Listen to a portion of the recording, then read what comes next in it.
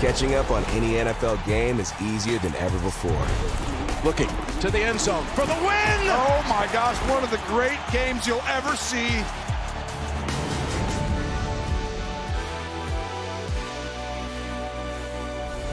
The competition is back, and the UEFA Women's Champions League looks set to be bigger and better than ever before. It's their time, a night to remember.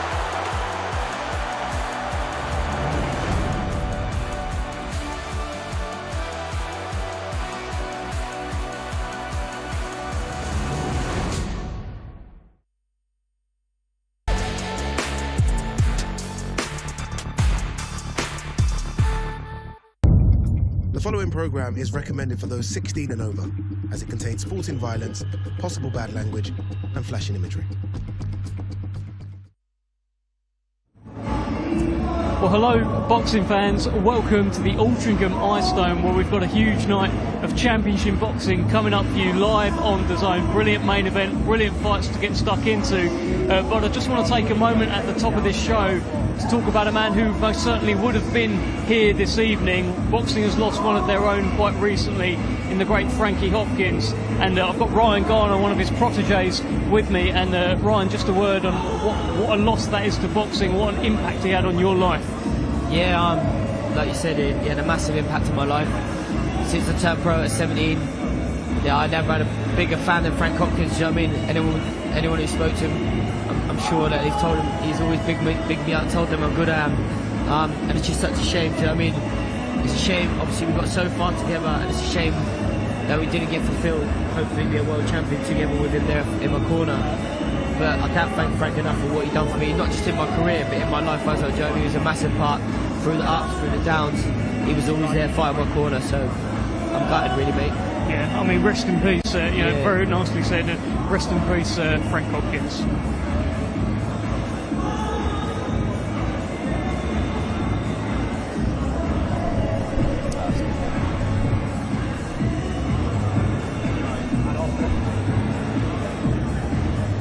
Okay, so let's get into it. Altrincham Ice Dome. I mean, the main event tonight is something so special. A mouth-watering collision in the super lightweight division.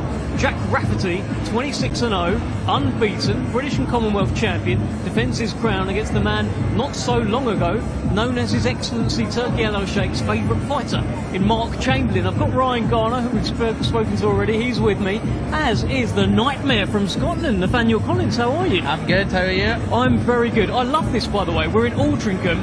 You've made the trip from Southampton. You've come down from Glasgow. I've come from Chatham. This is the home of boxing this weekend. This is it. This is a meeting point. Nathaniel, so this is the first time we've spoken to you this week about this whole show. Talk to me a little bit about the main event. What are you expecting from Rafferty and Chamberlain later tonight? Fireworks. It's a proper clash of styles, and both of them are big punchers. Both of them are come forward fighters and aggressive. So it's got all the makings of a bit of a barnstormer. And that's kind of what we've been anticipating all week. Ryan, you've been around it, you were at the press conference, at the weigh-in as well. What are your kind of feelings now heading into it? Like you said, it's a very, very good fight. It's hard to pick and choose. Like, obviously, you've got to favour Jack Rafferty because he's a bigger man naturally. He's been at the weight longer. He's on a run, do you know what I mean? He's fighting in his hometown. But you've got Mark here who wants to prove a point. He wants to come back and he wants to be back in the spotlight, back in the limelight, winning titles. So it's going to be a good clash of styles, mate. Of course, the British and Commonwealth titles on the line. We've got a couple of... You had the British and Commonwealth titles. You are British and Commonwealth and European champion. Nathaniel, just when you held those belts, how much did you cherish those belts? Yeah, definitely. It's the same as if you hold anything. You don't want anybody to come and take it off you, and you know that's yours. And I think the British is even a bit more added to that because you need to have them 3 defences of it. So that's like a bit more to the pot where you're like, I need to keep a hold of this, because eventually you're wanting to keep it outright. Yeah, and I think that's very much the plan for Jack Rafferty. He wants to not just win tonight, but carry on and get that belt outright. Is that kind of your plan? You're British champion as well, but you're being linked with bigger fights as well, aren't you, Ryan? Yeah, listen, it's always chopping and changing what's going to happen in the future. We've got things in the pipeline. I'd love to win outright. whether we're an athlete or not. But hopefully, mate, that's like you said, like Nathaniel said, every fighter wants to win the British outright. But if bigger things come on the horizon sooner, then so be it. But we'll just see what happens when it comes to it. See what happens. And Nathaniel, one of your old belts is actually on the line tonight. Yes, one of your old opponents, Zach Miller, Commonwealth champion, defends his title against Leon Woodstock. Have you seen much of the kind of build-up? What are you thinking? Yeah, I've seen the build-up. Interesting to say the least. You know, I like Zach. We're actually good pals now that we've finished and had our rivalry. And I've not seen much of Leon Woodstock. I think I've seen his fight with Kurt Walker, and you know, he performed well in that. So that looks like it's going to be a tasty fight as well. And what did you make of the kind of balaclava, the handcuffs, the jumpsuit? That's what's been going on this week, by the way, in case you haven't caught up on it. Leon Woodstock, in the build-up to this fight, has said that he has been in prison, in solitude. He has had balaclavas, handcuffs and all sorts going on. What have you made of that, Nathaniel? It's just, you know what, that's mind games, and if that in your own head gets you ready for this and you have to pretend that you're locked in prison to get locked in on the fight, then I'm all for it. I mean, I'm the guy that wears the mask, so I can't really say much. Very, very true. Both of you have sparred Zach Miller, right? Yeah, he obviously, you fought him and sparred him. Of course. He helped finish off my last camp before the Blotti fight. So recently I've sparred him, yeah. So. What is it that he does well for you? I just think he does all the basics very well. Do you know what I mean? He doesn't do nothing flashy, nothing. It does what he needs to do. He does what he wins fights. He's very fit. He's very sharp. So I think all the momentum's behind him in this fight. Do you know what I mean? Obviously he's been more active, more than Leon, and he's on a roll. He's winning. So obviously he's just coming off a loss Leon Woodstock. So you've got to favour Zach in this fight. And he probably gave you the toughest fight of your career so far, Nathaniel. Yeah. What was it that he did so well that night? I don't know if we should go into that.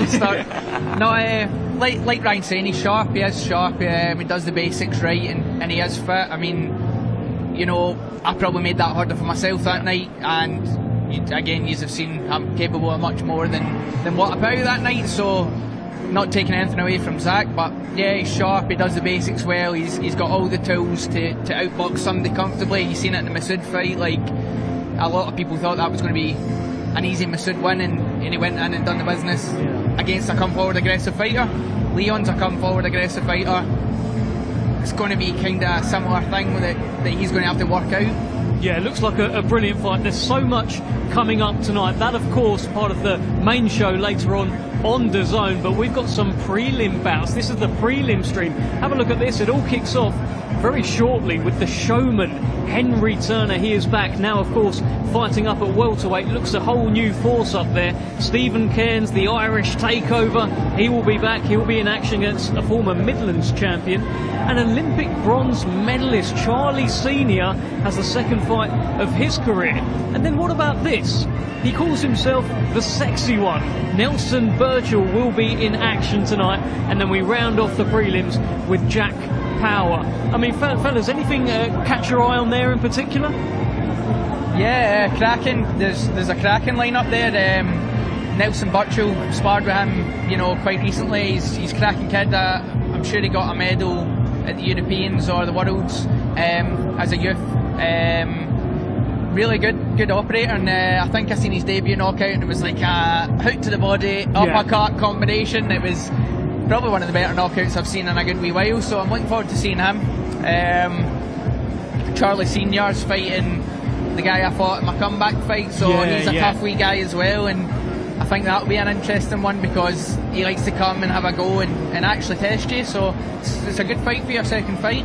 So much to look forward to. Thank you. I think you're going to go and do some commentary, Ryan. Nice. Nathaniel, so go and make your way over, and let's head over. Let's watch some boxing. Let's head over to Thomas Triber. Let's welcome to the ring, Ivan Blazovic.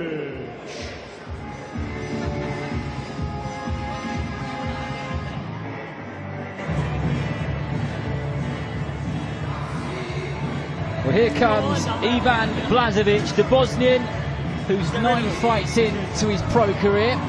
He certainly knows his way around that boxing ring. And now let's welcome to the ring, Henry the Showman Turner.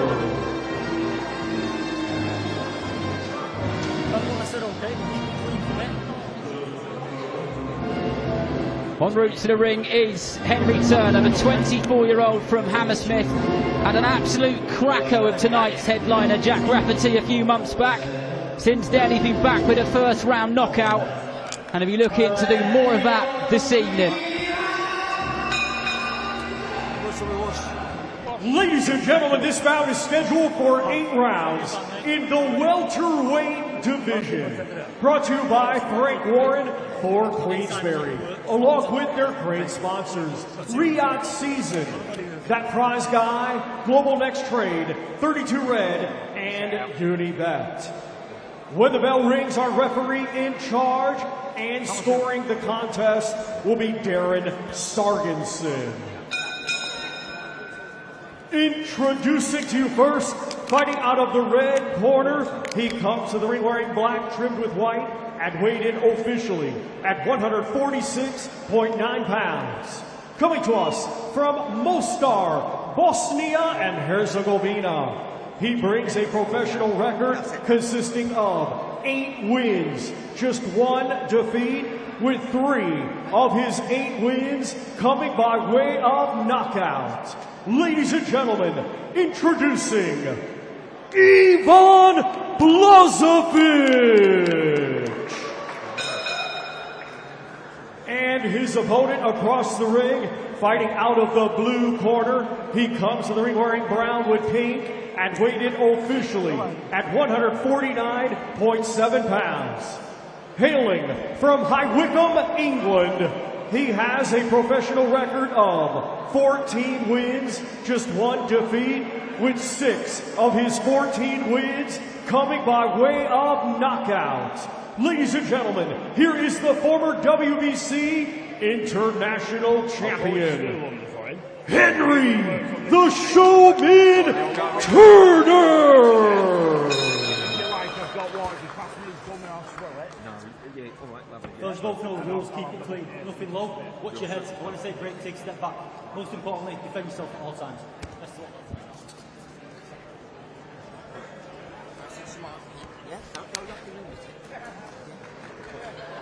Well, here we go then, the first bout of the evening in this action-packed, stacked card in Altrincham. You're joined by myself, Darren Rees, Nathaniel Collins and Ryan Garner. Welcome along.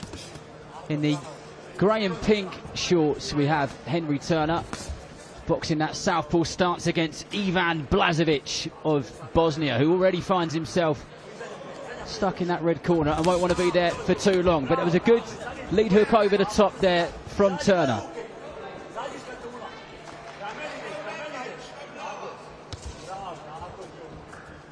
He's holding the centre of the ring nicely there, Ryan. Yeah, mate, yeah. He's got good judge distance from there. He's keeping his opponent in the corner. And he's good counter-puncher, Henry is. As you can see by that.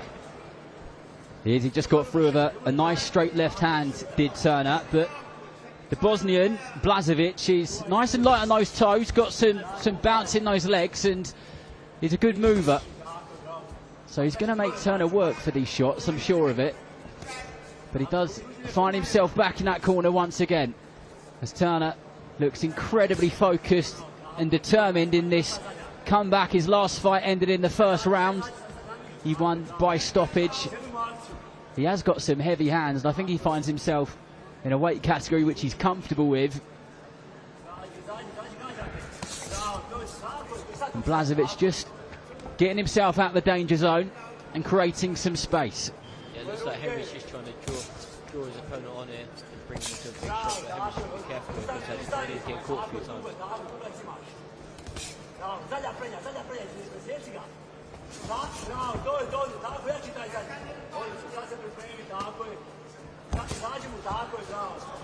Nice straight hand, straight down to the body there from Turner. Blažević staying busy, just giving Turner bits and pieces to think about. Hasn't necessarily given him anything to worry about so far.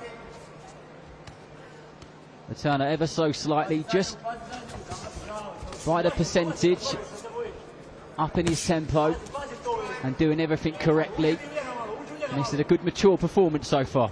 Yeah, I feel like Henry just needs to keep popping out his jab a bit more. Like, he started off at the start of the round using it more, but he's just looking for that one big shot at the moment. So I think he keeps bringing everything off that jab. I'm sure as he brings him onto it, it counter like he is sometimes.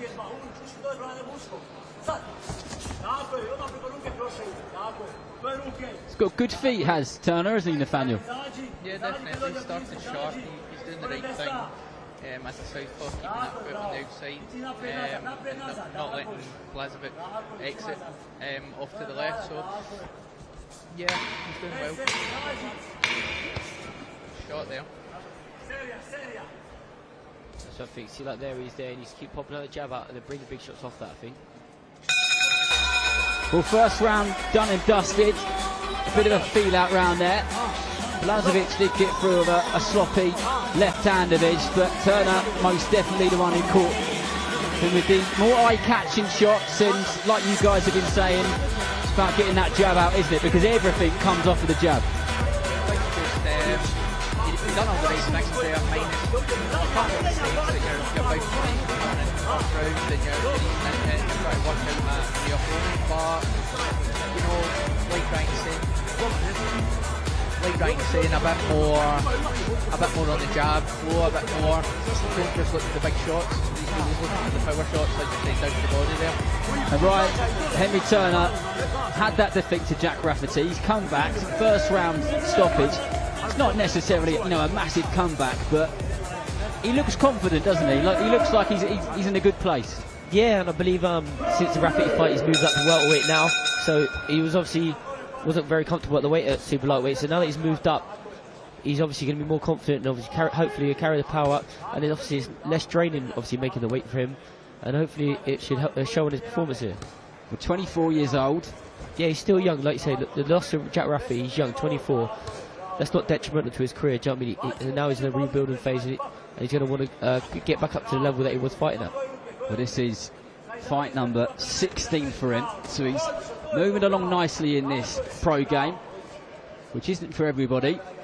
A good strong start here from Turner, who's the aggressor on that front foot in the southpaw stance.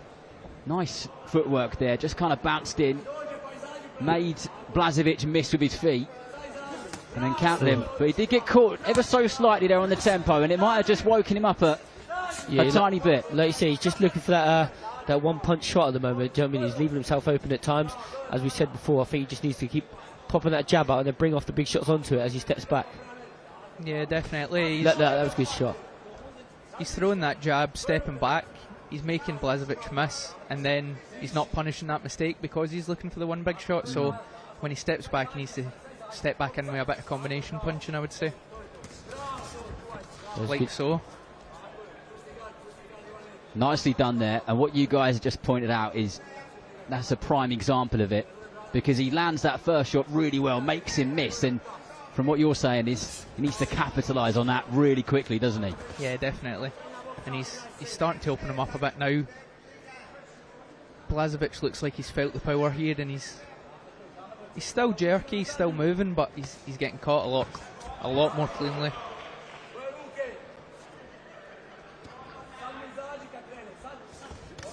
That's a good shot there. Like I say, it's all one-sided in Henry's favour here, but he just needs to make sure it don't get caught with no super shots as he come in. Maybe move his head a bit more. He's not moving his head as he was at the start. But yeah, it's all one-sided at the moment. Do you know what I mean? The big shots are starting to come in now. And Turner's confidence will grow because he's landed more. He's landed better shots. And like you said, I think Blažević has felt that power a little bit, and those feet are starting to slow down a bit, but he's still dangerous. He does throw a good shot. It might just be one explosive one, but Turner's just got to have his wits about him. The body works lovely from him there. Sorry, Ryan. No, you carry on. And as he's getting opened up here, he doesn't look like he wants it, to be honest. Now you always got to be careful when you come in. See with these journeymen, they're a bit gangly and they're a bit all over the place. So they're a bit. It makes you a bit complacent sometimes as you come in. They don't do what the normal fighter at the higher level do. Do you know what I mean? They're not as predictable. They're a bit unpredictable. They don't know what they're doing themselves. So you get caught as you're coming in. So just Henry's got to be careful on that front. These are super important fights, aren't they, Nathaniel? Fighting these guys who sometimes have got awkward styles, and let's not beat around the bush. I'm not saying in this case, sometimes they're there literally just to survive, and that can make a hard night's work for you, right? Yeah, definitely, and this guy actually seems to be thrown back. You get the ones that don't throw back, and it's hard to open them up, it's hard to draw them out. You end up looking boring, you look like you're chasing it, whereas, you know, this guy's actually stepping in and throwing the shots, so it's giving Henry something to think about. And psychologically, Ryan, does that wind you up when you've got someone like that in front of you? Or how do you keep yourself switched on? Because I'm sure you faced a frustrating opponent or two. Oh yeah, like you say, I bet the phone is the same. He's done it a few times, and it'd be hard for Henry. Obviously, he's been fighting at a title level, fighting against people who's coming to win, and they open up, and then leave openings you connect.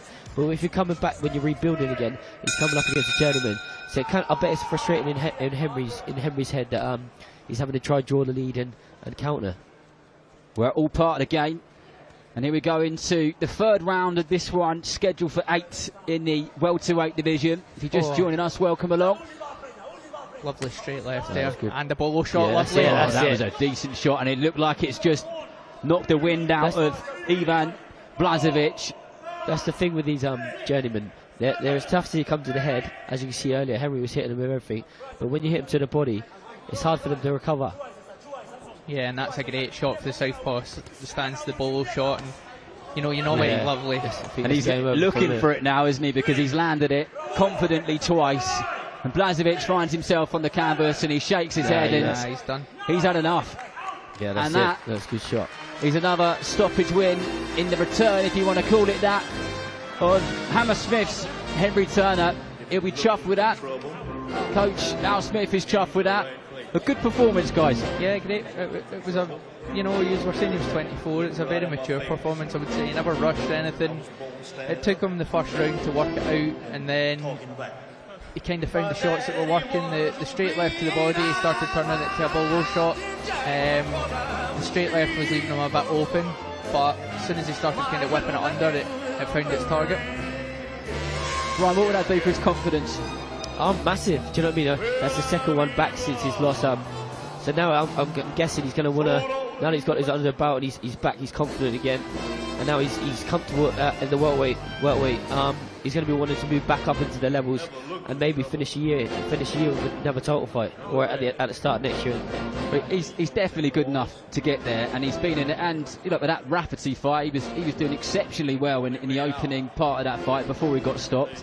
So he can operate at that level without a doubt. But Thomas Triber is posed and ready, and he'll have the official time, so we'll head over to him now.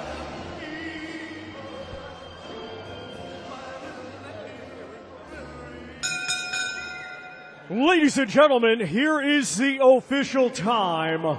54 seconds of round number 3. Our referee in charge, Darren Sargensen, waves off the contest. Therefore, your winner by way of technical knockout, Henry the Showman Turner.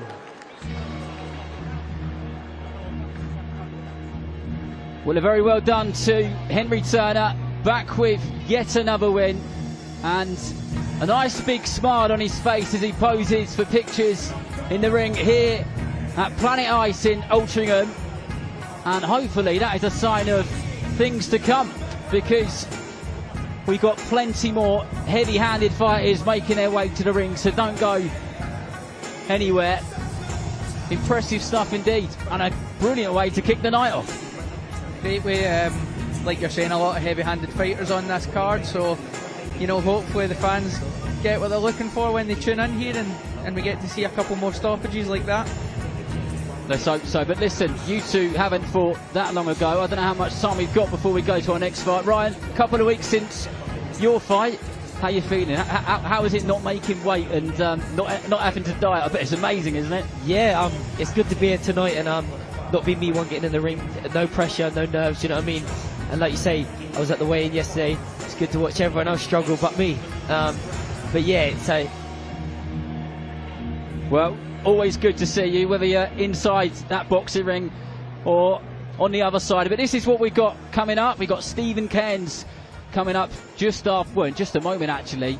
He is one heavy-handed fighter. The last couple of fights which I've done of his, they haven't gone on for too long. He throws a wicked body shot, and he's in against Kirk Stevens, which will be a good fight. And then Charlie Senior, who won bronze for Team Australia at the Paris 2024 Olympics, is in against one of your previous opponents, Nathaniel Collins. And then Nelson Birchall, one part of those boxing brothers, a trio of boxing brothers, in against Pedraza. And then Jack Power from Runcorn, who does some serious tickets, so there'll be some noise in here when he walks out later on. But then coming up on DAZN later on is Miller versus Woodstock. This has been quite the build-up, really, and a lot of that has got to go to Woodstock, who is, well, if you haven't caught it, he's been in jumpsuits and handcuffs and balaclavas, and yeah, he's really made a scene, and sometimes that can attract attention in the right way. So we look forward to that. Zach Miller, always good fun. And then, of course, Lewis Richardson, another Paris 2024 Olympian. He's in there against Artem Sparta. That is one tough dude. And then Jack Turner of Liverpool, who has knocked out 10 of his 11 opponents. He has got some seriously heavy hands, and he's always entertaining to watch. And one of my favourite things about Turner is I don't know if he realises how good he is yet, which is always nice to see. And then, of course, it's the big one. It's Jack Rafferty versus Mark Chamberlain. North versus South. Make or break. Let's first welcome to the ring, Kirk, the Cinderella Man, Stevens.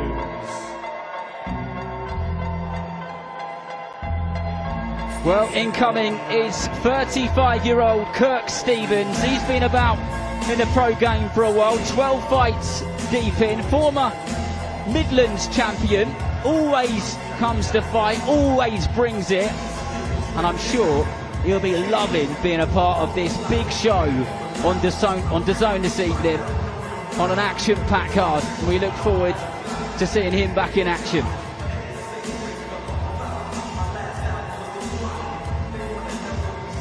And now let's welcome to the ring, the Irish Takeover, Stephen Cairns.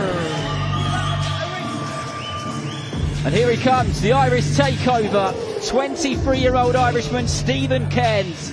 He's got dynamite in both hands, and he takes this game very, very seriously. He's not here to take part, he's here to take over. And if you speak to him, or you spend any time with him at all, he doesn't take long to realise how much he wants to be at the top of this game. Ladies and gentlemen, this bout is scheduled for 8 rounds in the lightweight division, brought to you by Frank Warren for Queensberry, along with their great sponsors, Riyadh Season, That Prize Guy, Global Next Trade, 32 Red, and Unibet. When the bell rings, our referee in charge and scoring this contest will be Mark Lyson.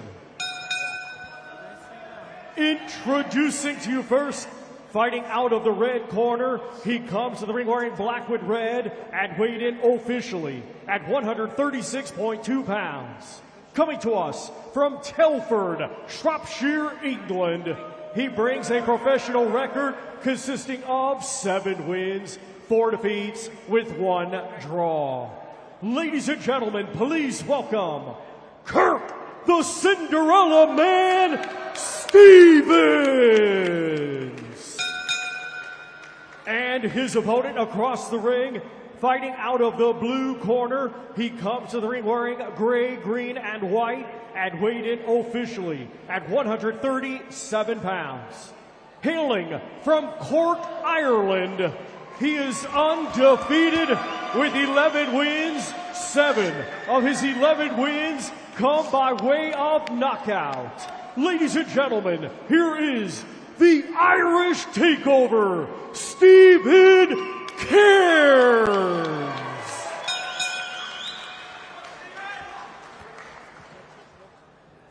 Short a bit out there.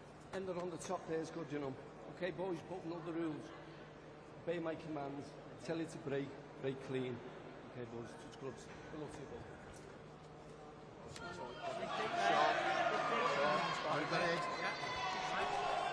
boys. Well, here we go. Bout number 2 of the evening. Only 3 people left in that ring. Stephen Cairns boxing in those green, grey and white shorts in the orthodox stance, and Kirk Stevens in the black shorts with the red trim, boxing in that southpaw stance. And there is that signature left hook to the body, which Cairns has already started with.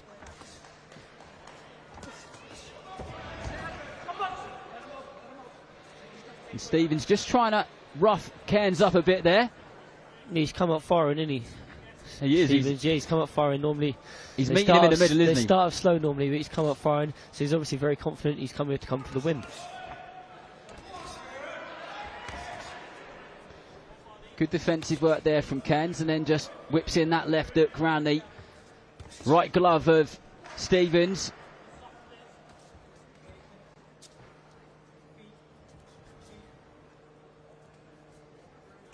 Just slowly taking his time, and he can't here.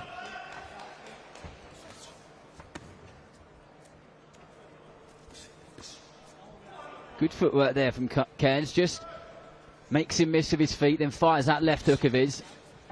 Trained by Dave Caldwell, so most certainly in good hands.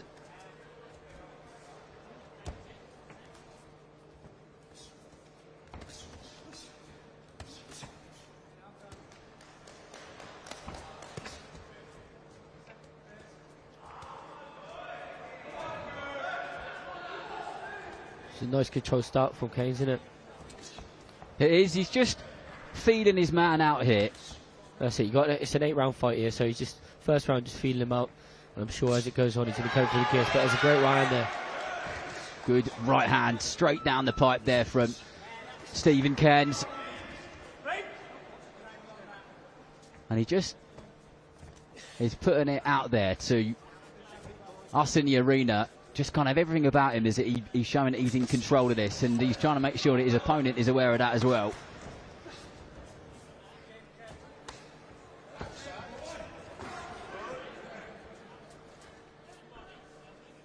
And Stephen's still on that front foot.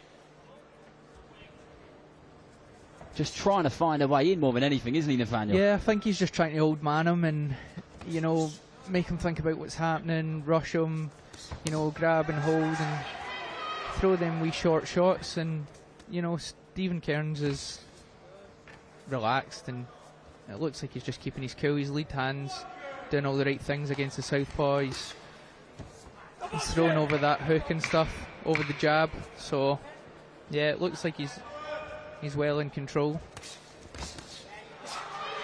Good shots to the body there from Cairns. And a slow and steady opening round in this bout.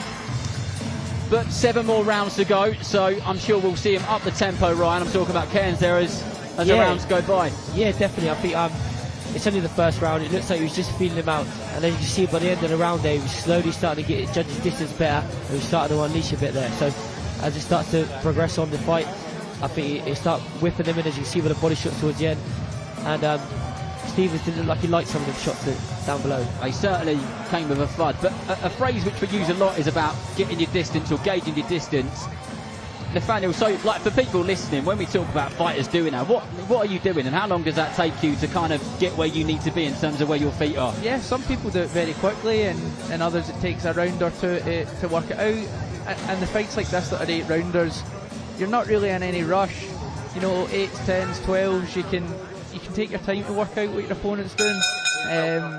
You know, Stevens is quite jittery, quite, you know, he's a wee bit all over the place, so it's hard to work that out. Opponents like that, even at like the last fight we were talking about with Henry Turner, he needs to, lovely shots.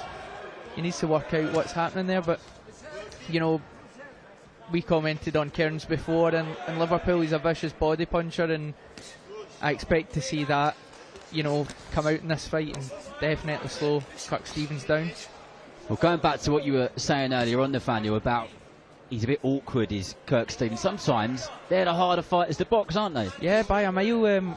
You know, Ryan said that about the boy in the last fight. When they don't know what they're doing, you can't work out what they're doing because it's not orthodox. It is unusual. It's possibly something you've never seen in the gym before. You're like, what is this guy doing? And it might take 2 or 3 rounds to work it out rather than just the one. Or it could catch you totally off guard. Well, Ken's putting his shots together nicely here.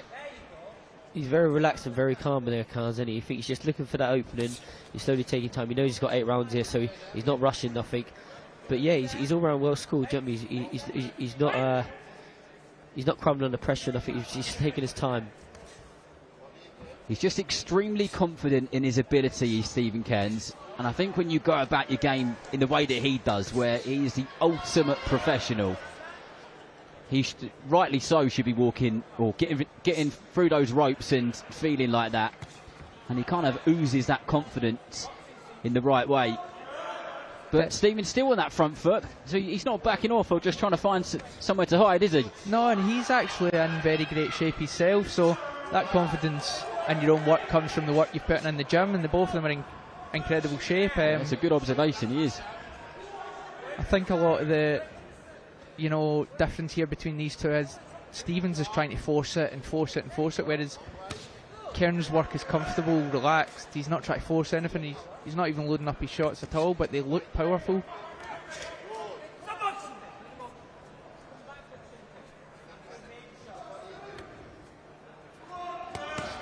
Nice body work there from Cairns. I think he felt that he did there. But like I say, this is a good learning fight for Cairns. He's got an opponent here. He's going to come win. He's got an undefeated record, and he's not going to be someone who's going to bowl over. So he's going to give him rounds, and he's going to make him think.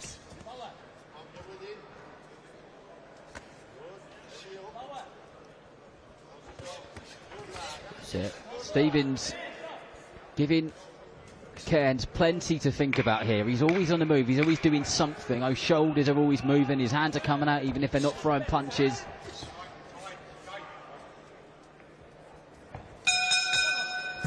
But Cairns in full control, Nathaniel.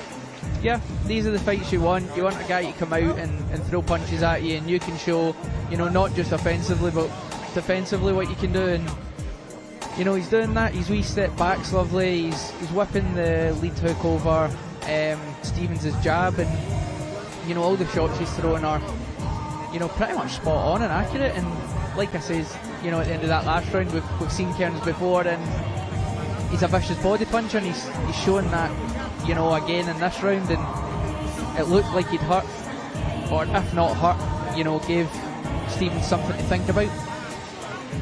Ryan, how much or how far do you hold back a fighter like Stephen Cairns, he seems to be moving at quite a pace? Yeah, he's a very good fighter. He's a good amateur. I don't think you can hold fighters like him back too long. And obviously he's from the Dave Caldwell gym.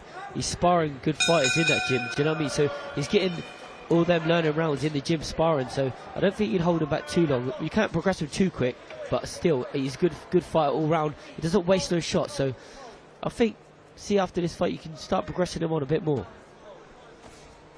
Well, he's still got a live man in front of him, Kirk Stevens, who is constantly on that front foot, and he's always trying to find a way in, and he's getting through with bits and pieces. But Cairns does look the fighter who's more in control, and he's landing a more accurate thudding shots. And like you said, Nathaniel, he did call one of his fights in Liverpool at the end of last year, I think it was, and he's a vicious body puncher, and when he wants to let him go, he really can let him go. And just as I said that right hand came out of nowhere. I think you need to give credit where it's due here for Kirk Stevens, because even though these shots are hard and thudding, he seems unfazed, and he is still pressing tough, forward. Isn't he? Yeah, super tough. And while it's not the most aesthetically pleasing or nice style to watch, it's getting the job done so far, and he is putting them together, and he's not. Absolutely, there's some shots just like those two there from Cairns, but Stevens just keeps walking forward, doesn't he? He has a big inhale of air, and then off he goes again. He is one tough guy.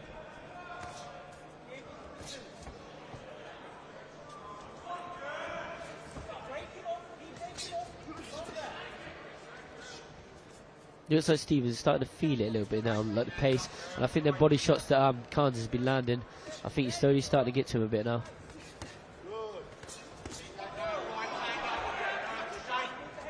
And Stevens is getting caught a little bit more just as the kind of minutes go by in this fight.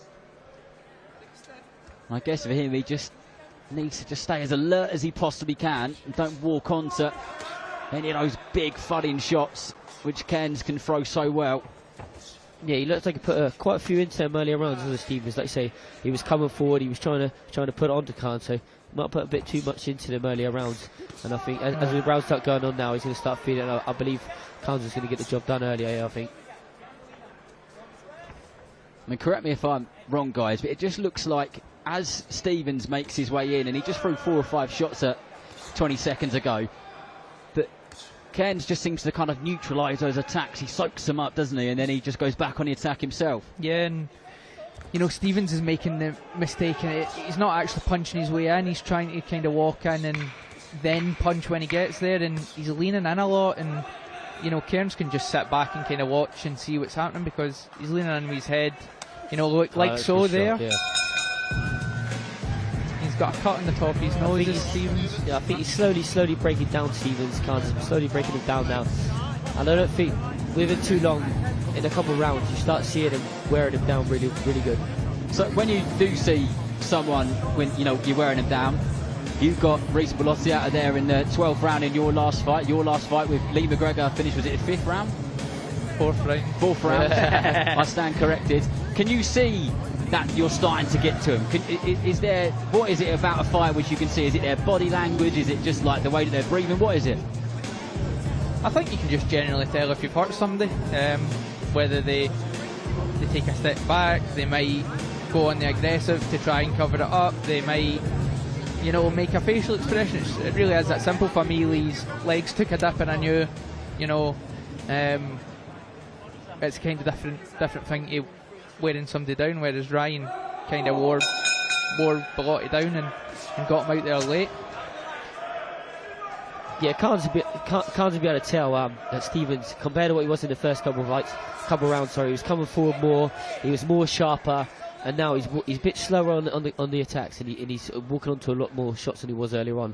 And I'm sure Cairns will start realising that, and now you see he's got a cut on the bridge of his nose, and he come back to the corner at the end of that round a bit more slower than what he did earlier on. He landed a good body shot there, Stevens. He did, yeah. Sunk that in nicely. Yeah, I think it caught Cairns off guard a little bit, actually. Oh, see, that was a good shot. That was a good shot. He jabbed down to the body then and brought it over the top there. That's what he needs to do. Slowly head, body, head, and bring in the attacks there. Well, he did get caught with that right hook over the top from Stephen Cairns, but yeah, he kind of feinted to the body there to keep triggering him out, because like you say, he pulls his shots out that Stevens does, so Cairns keeps triggering it out and then counter as he throws out them sloppy shots back. There, like you do there, see, like just that little step back as he throws, because that Stevens tends to throw some lazy shots. Do you know what I mean? And then Cairns just needs to step that back and then counter there.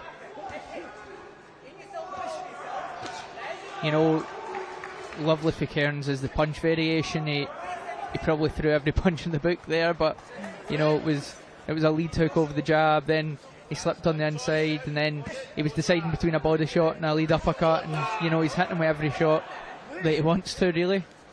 The good thing about Cairns there, he's so relaxed. He's just on the tip of his range, and he's so relaxed. He's not phased about what's coming back, and he's so relaxed there, and it leaves good openings.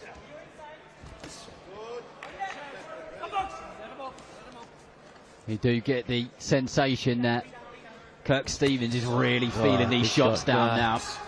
Yep. Even when you see somebody complain about things like that.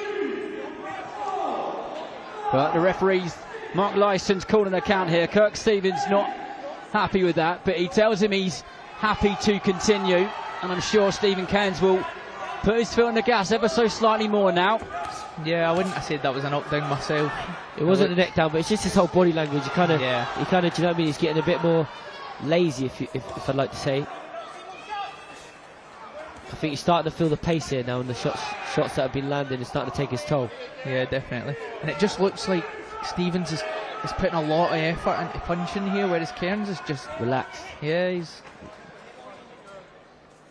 And as Stevens is getting more body shot. fatigued, he's kind of falling into his shots in a bit of a sloppy way, isn't he? And that's where he's getting caught. Like I said earlier, Stevens kind of pours his shots out, and it looks like it's so easy for Cairns just to take that step back and counter as he's been doing. But a bit of showmanship there from Stephen Cairns.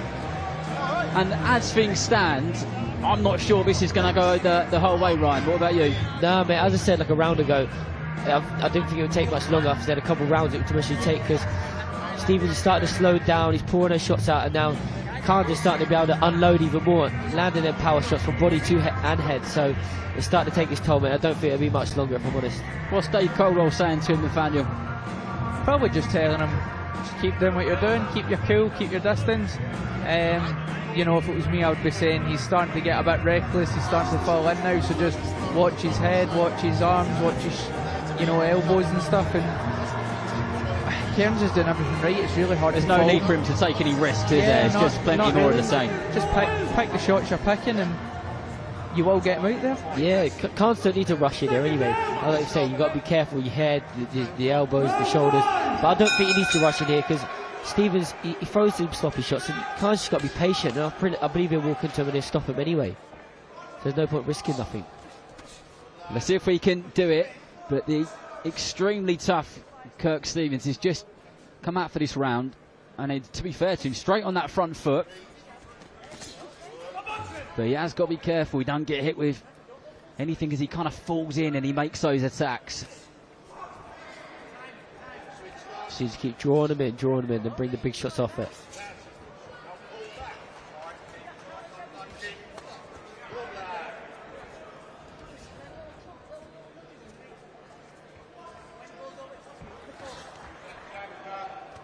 Oh yeah, and you just get a bit closer there. That body shot's there all day though.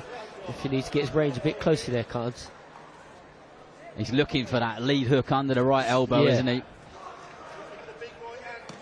Yeah, see, that's a lovely body shot. See, yeah, there it was, and that was a textbook body shot. You heard it land, but it was a delayed reaction. You heard it here landing from ringside, and it was a good shot, mate. Do you know what? Is Mark Lyson going to let him continue years? I don't know how long he's going to. There. It's a long time left in this round. 1 minute 40 to go, and Stephen Cairns knows that he's got Kirk Stevens hurt. You just got to be patient here, not do nothing stupid, and slowly pick your shot, and I'm sure the knockout will come. There we go. Lovely shot. Absolutely brutal left hook to the body there, and that's it. Excruciating pain being felt by Stevens, and he looks at his corner and gets himself up. But the fight is over. That was lovely work, lovely body work there from Khan's, mixing it up from head to body. And there is a backflip to finish it off. Signature backflip. I'm kind of jealous, mate. I wish I could do that myself. Next fight, Ryan, we've got to see it. I'm probably going to break my neck at the end of it, I think. No, solid performance there from Stephen Cairns, but hats off to Kirk Stevens. He is one tough man, because it took a lot of shots before he started going to the canvas, didn't it? And heavy shots too. Yeah, definitely, and he done well to get up from that. First body shot was solid, you know, amongst all the others he took, so he done very well to get back up from that, and he was still pressing forward, you know, regardless of the shots he was taking. Yeah, definitely. I think that was a very, very mature performance of Stephen Cairns there. He mixed it up well from body to head. He was at the top of his range. He was never under any pressure. Do you know what I mean? He was very relaxed in there. So I think that was a well-schooled performance. And for anyone who's ever done any sort of boxing, those kind of shots, those under the, you know, those liver shots are just horrendous, aren't they? Can't comment, sorry. Oh, here we go. No, never been caught with one. I heard it here from ringside. You know, it was a delayed reaction. You heard him sink it in from here. So if you can hear it from me, I'm sure you felt it, Stephen. Definitely. Well, good to see both fighters embrace, but Thomas Triber has the official time, so we shall head over to him now. Ladies and gentlemen, here is the official time. 1 minute 40 seconds of round number 5. Our referee, Mark Lyson, waves it off. Therefore, your winner by way of technical knockout, and still undefeated, the Irish Takeover, Stephen Cairns.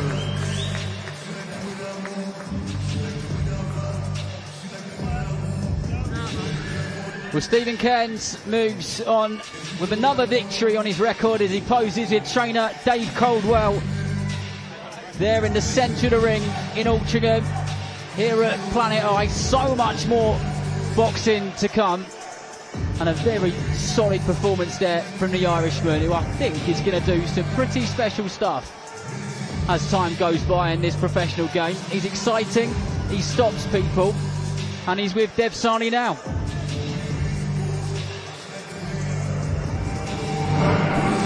The Irish takeover, that was fantastic, Stephen Kent. You must be over the moon. Delighted to get the rounds, couple of rounds in. It's more than my last 2 fights. He was a tough game opponent. He came, you seen there, even when he was hurt, he was trying to say, oh, my arm. He was trying to disguise that body shot, but when that left hook lands to the body, it's just a matter of time. How did you get it done, and how early did you see that shot in the fight? I could see the body shot at the start, but as Dave says, you don't want to look for it straight away. And maybe in the first 2 rounds I was loading up a little bit, and then when I kept chipping away, you see the damage is done. The little lay-downs gloves, landed body shots, nobody's getting up. Serious performance, Dave. Yeah, very serious. He's a serious prospect, you know, but that's what he is. He's a prospect, and he's still learning. He's learning his way through there, and that's, you know, that's a perfect opponent for him. Somebody who, as soon as he hits him in the first round, he's not going to think, oh, that's enough for me. He tried to rush him in the second round, make him work, make him use all his energy where he's trying to load up, throwing bombs at him, and then get him tired, so in the back end of the fight he could put on. That's what he tried. But Stephen stayed calm. He said, you know, things like that. We work on in the gym. He stayed calm. He picked his shots. Like I said, he still loaded up a little bit, but once he understood that disguise things a little bit, just go back to the lead hand a little bit. Don't be looking at big bombs all the time and change the shots that you're throwing. That's when you catch him unawares. That's a former Midlands champion. He's taken Yusuf Kamari 8 rounds as well. For you to do it like that in 5 rounds that quickly, it's a bit of a statement, Steve. 100%. And as I said, in the lightweight division, I'm a serious prospect, and I'm coming for the guys. Like, I've been working my way with Dave now, and we're nearly ready to leave that leash off, and nobody's safe. You sacrifice a lot as well. I see it. I follow your vlogs, your diaries, your day in the life of. It's like you're just on your own pretty much all day. How much do you put into this sport? I put everything into this sport, from training with Dave, training with Boxing Science, and my social media. People don't see that side of things, but that's a job in its own. And I push myself on social media. Now I've got Queen Doreen and the guys backing me. The sky's the limit. And yeah, my work ethic is unbelievable. My sacrifices I make, me and my girlfriend over here on our own, because we're chasing a dream together, and we're going to make it one day when we be world champion. Brilliant stuff. Congratulations, Stephen Cairns. We're going to let you go. Thank you so much. Dave, let me just get you on the main event quickly. It's coming up. I got your prediction yesterday. Yeah, you threw me in the bus there. I was like this. I know, but listen, we're getting closer to it now. It's a big night for Jack Rafferty, Mark Chamberlain to come back. What are your thoughts? Do you know what? When you come into the venue and you get a taste of it, it just fills you. Fights like this, big domestic dust-ups, evenly matched, it just fills you with excitement. And I just think that we don't know what Chamberlain's going to like stepping up the weight division. Does that power carry up? If it carries up, he's got a serious chance in the fight. But we've seen that Rafferty is used in the division. That's his natural weight division. He's massive for the weight. He can take a shot. He's got an engine on him. He keeps on coming. And I think that what might be the key. I mentioned to you yesterday, Southpaw versus Orthodox. If you don't get the Southpaw versus the Orthodox right when you're the Orthodox fighter, that can cause you so many problems. You know, so Rafferty's got to deal with that. You know, that was Stephen's first Southpaw, and it's the same thing. It's going to take you a little bit while to get used to it. What damage you pick up in the time that you're trying to get used to and you get adapted to it, that again has an effect on a fight. So if Rafferty's putting it on him straight away, if Chamberlain starts putting it on him straight away and catching him with good heavy-handed shots, catching with straight left hands down the pipe if he's a little bit square up, does that slow Rafferty's charge? Yeah. And that gives him a chance. I think Mark's got to get off to a really good start early doors. Well, just on the Southpaw element, because you mentioned that yesterday as well, it seems to be okay with Jack Rafferty. His breakout win was against Henry Turner, a fight in which he was being largely outboxed for most of it, but he caught up to him and he got him out of there. Corey O'Regan as well, Southpaw. So he's also got Terry Flanagan in camp. Yeah. Southpaw, that must be like a secret weapon. Yeah, listen, the more you can prepare and get used to that Southpaw stance, the better it is for you. And you mentioned his wins he had before. Very good fighters.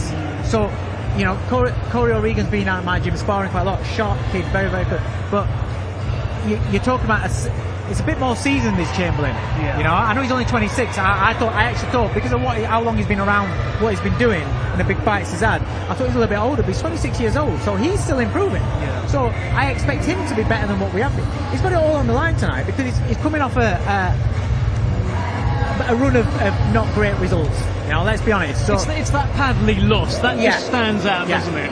But did he take Padley lightly? Definitely. I think this is going to be an easy fight. So was that the real Mark Chamberlain? You know, so he's going to be up for it tonight. He's in the Lion's Den because this place is going to be so loud later on. It went, you know, main event time. Rafferty's going to have it packed out, and he can't allow his emotions to get the better of him and go too fast early doors. He's got to pick the shots, and he's got to make the southpaw stance work for him. Because if he goes out of the box really quick early, if he doesn't get rid of, if that power's not superpower at this division, and if it doesn't make a dent in Rafferty, he's going to be in for a real long night. I can't wait to find out. Let me just get your thoughts on the Zach Miller Leon Woodstock fight, because I've enjoyed the build-up. I've enjoyed the balaclava, the handcuffs. I'm big into that kind of thing. Yeah. What do you think? Oh, I love it. I mean, listen, I've known Leon for a lot of years. He's come up sparring with Opie Price and my guys, even Stephen. I think he's done loads of rounds with, like, a few years ago. Then the next thing he's dropped back down to, because this was when he was a lightweight. Yes. The next thing he's dropped down to featherweight. He's done lightweight, super feather, and now he's... And we was like, how? Because he's a big unit. He's a big kid, a strong kid. So, again, how's he really going to be at the weight against a top quality operator? And Zach Miller, I think, is improving so much. You know, when we first watched him coming through, I'll be honest with you, I was like, he's decent, but then you watch him how he's growing into his career. Some fighters grow into the career really well, and I think Miller's one of them. He's surrounded by good fighters. He's got a great coach. He's got a great setup, great team, and they work really, really hard. And the kid can fight. So, you know, it's a really tough fight for Leon Woodstock. You know, it is a tough fight for Leon Woodstock. So, you know, I'm looking forward to that. I think that's a great fight, guys. It is a great fight. There's so many great fights. Dave, thank you so much. Cheers, man. Congratulations on Stephen Kent. And let's head over to Thomas Triber. Let's first welcome to the ring, Darwin El Finito Martinez.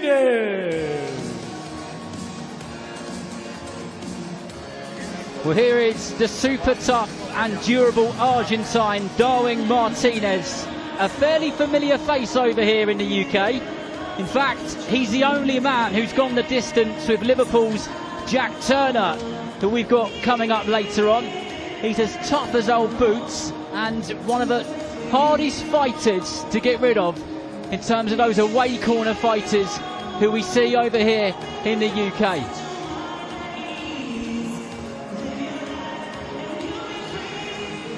And now let's welcome to the ring, Charlie Senior. Well, Charlie Senior will make his way to the ring shortly for fight number 2 in his pro career. The Paris 2024 bronze medalist looks sharp, unforgiving and mature in his debut earlier this year.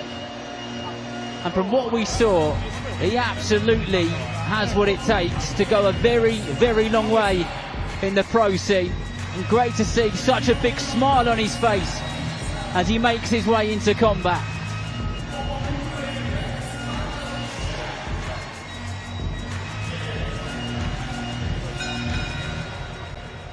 Ladies and gentlemen, this bout is scheduled for 6 rounds in the featherweight division.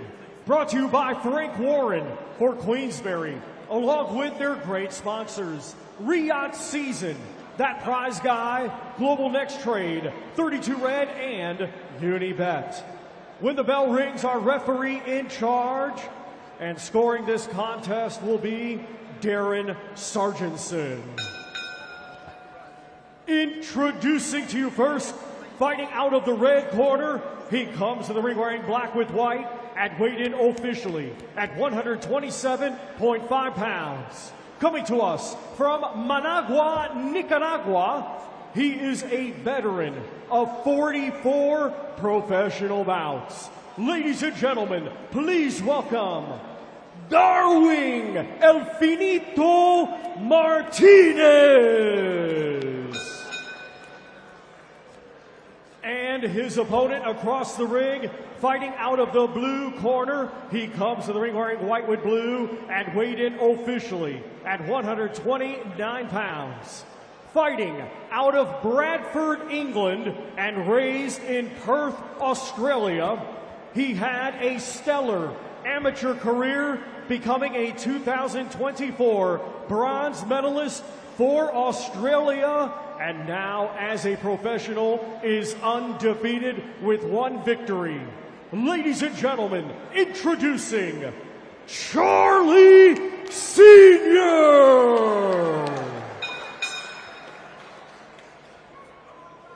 Fellas, you both know the rules. Keep it clean. Nothing low. Watch your head. And when I say break, take a step back. Most importantly, defend yourself at all times. Best of luck, lads.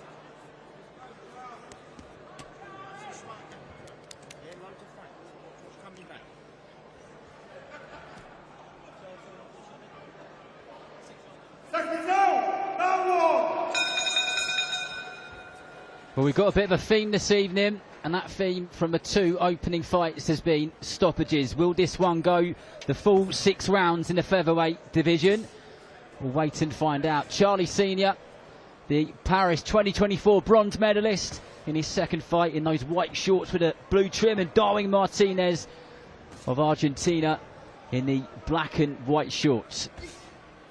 Good stab down to the body there from Martinez. And Senior returns with that left hook to the temple. A former opponent of yours, Nathaniel. What can you tell us about him? Yeah, he's tough. He's tough. Like you said at the start there, he went the distance with Jack Turner. He went the distance with myself, you know. And he's actually not afraid to have a dash. So, yeah, it's going to be interesting. A tough fight for your second bout. I know from just conversations with people in boxing and those attached to Charlie Sr., he wants those tough fights at the start of his career because he wants to progress and he doesn't want any rollovers, which is a good sign of a fighter, isn't it, Ryan? Yeah, from what I'm seeing so far this early on, normally you have opponents in your second fight that come to bowl over. But he's very game. He looks like he's coming to make a bit of a point, if you know what I mean. He's not one of them opponents that just go into his shell. As you can see there, he's trying to unload and trying to cause some pain to Charlie Sr. Well, it's good stuff so far for the man who was born in Yorkshire but moved to Australia when he was very young. And there'll be lots of people in Australia watching this, so it'll be the early hours of the morning there. Good day to you. And the first observation with Senior for me so far in the opening part of round number 1 is he looks like he's enjoying himself. Yeah, he's very, very relaxed in there. Like you say, he looks like he's enjoying himself. It's only his second fight. That was good shots there, whipping it down to the body. Martinez just shakes his head to say, you didn't hurt me. But we know 9 times out of 10 when a fighter does that, they definitely got through, didn't they? Yeah, definitely. It's a sign that, yeah, in fact, you did hurt him. And he looks sharp. Charlie Sr., he's quick. He's quick off the mark. His hands are fast.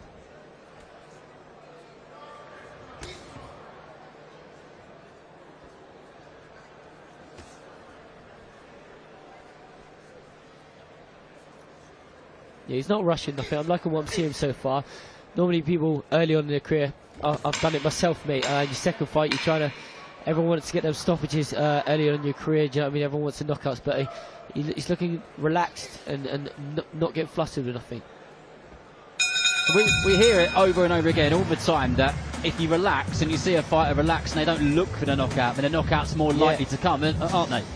Yeah, like you say, knockout normally comes when you're more relaxed, but as Nathaniel said earlier, he's been the distance with Nathaniel, this opponent here, and he's the only person who's took Jack Turner, Jack Turner the distance. So he's obviously going to be hard to get the knockout. So what Charlie Sr. should be doing in this fight is getting the round, soaking up, getting the experience, but also looking good at the same time. Do you know what I mean? Make it show him what he's made of, really. What can Senior learn in this fight, Nathaniel, in against an extremely tough fighter who just doesn't seem to go anywhere? Yeah, just what Ryan's saying. Keep cool, look good, look sharp, be impressive. You know, don't try to force anything. If it comes, it comes. and if it doesn't, you want to look the best you can look, you know, on the route to a victory.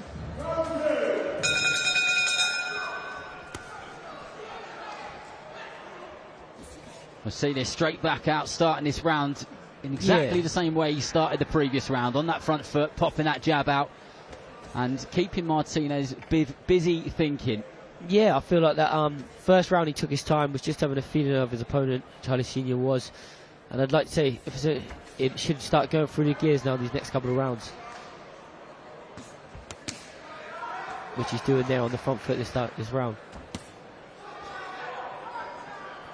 For a lovely couple of shots to the body did Senior, and then just stepped out, didn't get carried away and popped that jab, and just looking for the right things.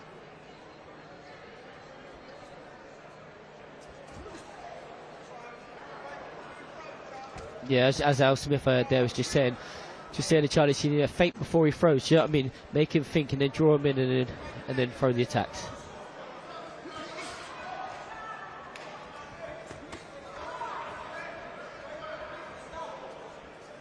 And the dynamic shifted a bit here because Martinez came into the first round, you know, all guns blazing, swinging. You know, he actually landed a few good shots, and he's yet to throw anything this round, really. And that's where the good fighters show how good they are, because you just adapt, don't you? You have to adapt and overcome. Yeah, that's it. And I'd be like, it just feels like Charlie should start going through the gears now. Look, mix it, body, head, start using the feints a bit more, do you know what I mean? Drawing the lead out. That's good movement there then.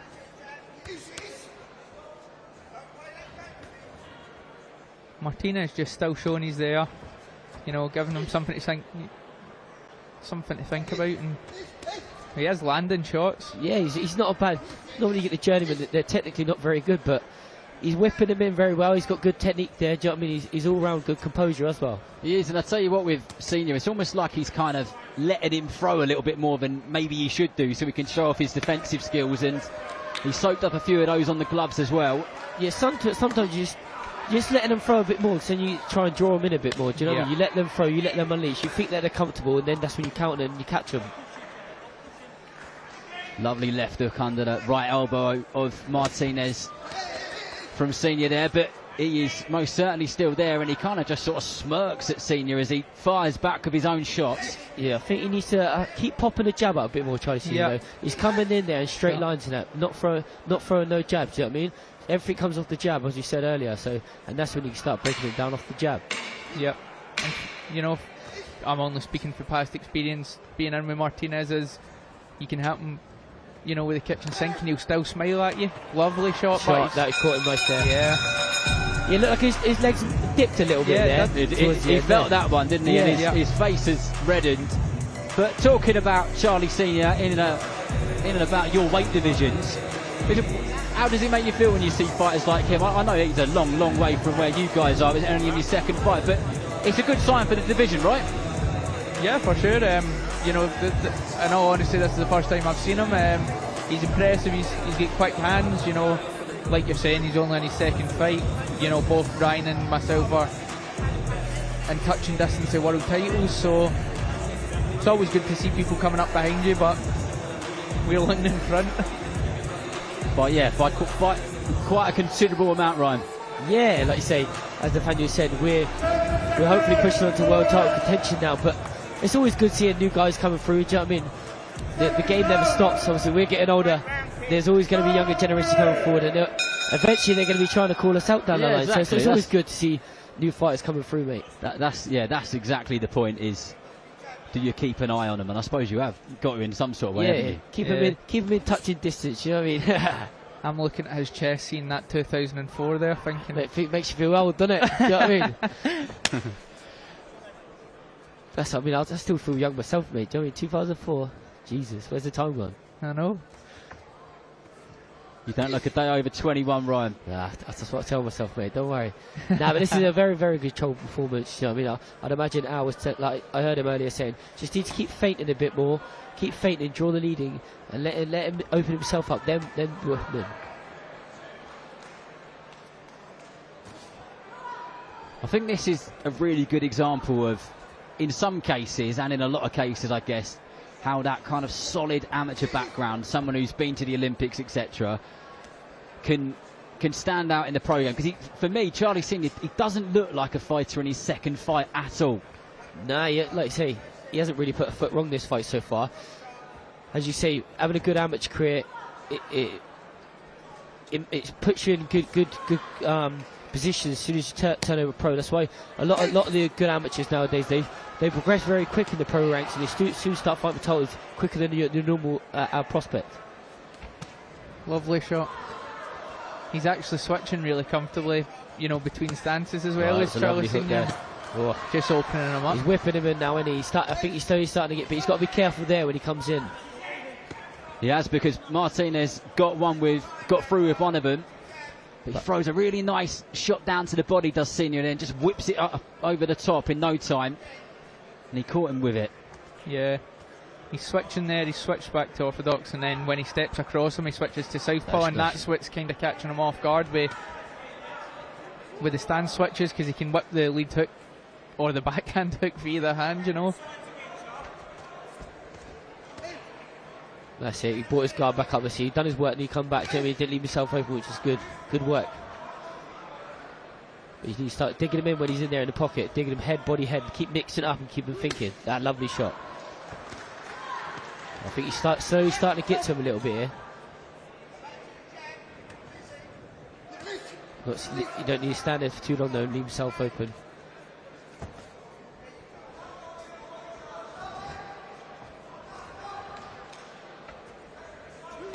Nice body shot, nice. I think this is a great opponent for Charlie Senior to just show. It really is. It's perfect, isn't it? That was good, nice. In and out of range, yes. On the tip of his range, keep working head, body, head. That was lovely work there. Like you said earlier on and touched on it, as these guys with the amateur experience, they don't normally get the right opponents at the right time. This is showing you know, I'm beyond that level where you might want to move me slowly and protect me, or call me a prospect, or whatever that thing is that people want to do where they hold you back a little bit, and he's just here to show like I'm past that level already. And how important do you think, as a fighter who's knocking on, you know, world title doors, who's been there and kind of had the apprenticeship of the program, how important is that matchmaking now when you look back on it? Yeah, it's a hard one to comment on when, you know, when I was in my second, third, fourth fight, I was already saying, like, I don't want to fight journeymen, I want to fight for titles. I think I fought for my first title after 5 fights, you know, I fought for the Commonwealth in 8 fights, so like Charlie will probably end up doing, I only had a handful of day learning fights.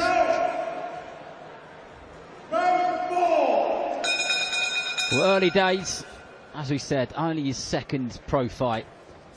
Hopefully a long time in the pro game has Charlie Senior. But we like what we see so far. If you're just joining us, a very warm welcome along. I'd say warm welcome. We're in an ice rink. It's not that warm at all. You're joined by myself, Darren Rees, Ryan Garner and Nathaniel Collins. I think you need to re-highlight that for people. It is not that warm at all. I'm sat here shivering, if I'm honest with you. But you see Charlie Senior start to grow in confidence here. But you've got to be careful coming in there. He said he got caught with one there, but he's starting to grow in confidence. He's keep pushing it on the front foot. He's sitting there, planting his feet a bit more. So he's going to be trying to look for the knockout here. Definitely one thing that you can say about these guys is it's hard to get them out there with one shot. It's hard to even get them out there with a combination, but Charlie Senior's doing the right thing there and just continuous punching, because if a ref sees that, they will step in. Yeah, see earlier on in my career when I was fighting these journeymen, as you said, upstairs into the head, it's so hard to stop with one single shot. I tended to find it was more through my volume and the fitness, do you know what I mean? Slowly wearing them down, and then through exhaustion, they couldn't handle, they can't get the pressure, do you know what I mean? But that's where it's all part of the apprenticeship, isn't it, this stuff? Yeah, of course, like you say, it's his second fight, mate. He's still learning on the job, he's got a lot to go, but what I've seen so far has been very impressive, do you know what I mean? Mixing it head, body, head, he's sharp, he's on the front foot, he's looking very good. Big solid right hand there from Darwin Martinez, and Senior just comes back with a barrage of his own. Nice shot there, nice. And the ref's just telling him to punch this. Martinez needs to throw. He's taking a lot of punishment in this round. Do you know what I mean? I'm glad I'm not him tomorrow morning. He's going to be waking up with a sore head. I just think some of these away corner fighters are incredible. You know, the punishment which they take, and he'll be back out fighting in a couple of weeks if he goes the full 6 rounds. They're a different breed, these journeymen, aren't they? Like you say, they're as tough as they come. They take a hiding, and they come back next week ready to go again. They're a different breed, mate. Yeah, it's unbelievable. It really is. Lovely shot. He's you know what? Give him his due. He's still trying to fire back the odd shot here and there, but he's getting opened up now. You know, he's still looking sharp with it, Charlie. See, look, that was nice head movement there. That's where he started to show like his amateur class there. Do you know what I mean? The head, the body, all the movement there, and just making his opponent miss.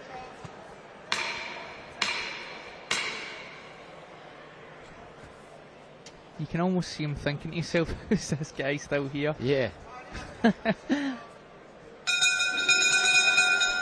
you know what? I sit here ringside watching and commentating on a lot of these away corner fighters, these tough guys, and you look at the prospects, and you can see it in their eyes sometimes. You can see it, they're thinking, what have I got to do to get rid of you? Yeah, and just, you know, as you turned to us there, actually, he stood up in his own corner and took a deep breath, and to be fair, he put a lot into that round trying to get him out of there, and I don't know if they told him to step on the gas and just put it on him, but he's still there, so it'll be interesting to see how much that round took out of Charlie Senior in terms of his own work rate. Yeah, I've been in there with quite a few journeymen myself, and I've seen a lot of journeymen go over for a lot less than what Charlie Senior's gave his opponent tonight. So he's a tough man.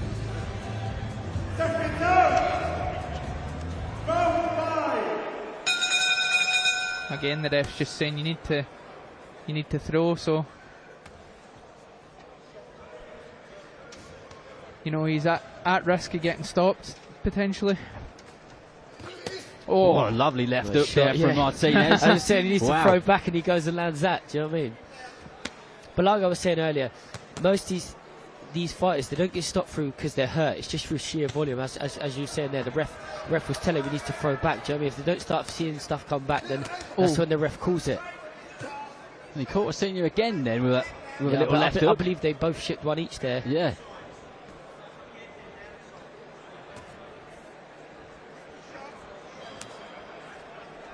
But if anything, all these shots coming back mean for Martinez is it just kind of puts the bit between Senior's teeth even more, because he just kind of digs his toes into the canvas, doesn't he? Yeah, looks like the ref was just having a little look there. Do you know what I mean? Charlie Senior's just working and digging them in. Oh, nice hook again there from him.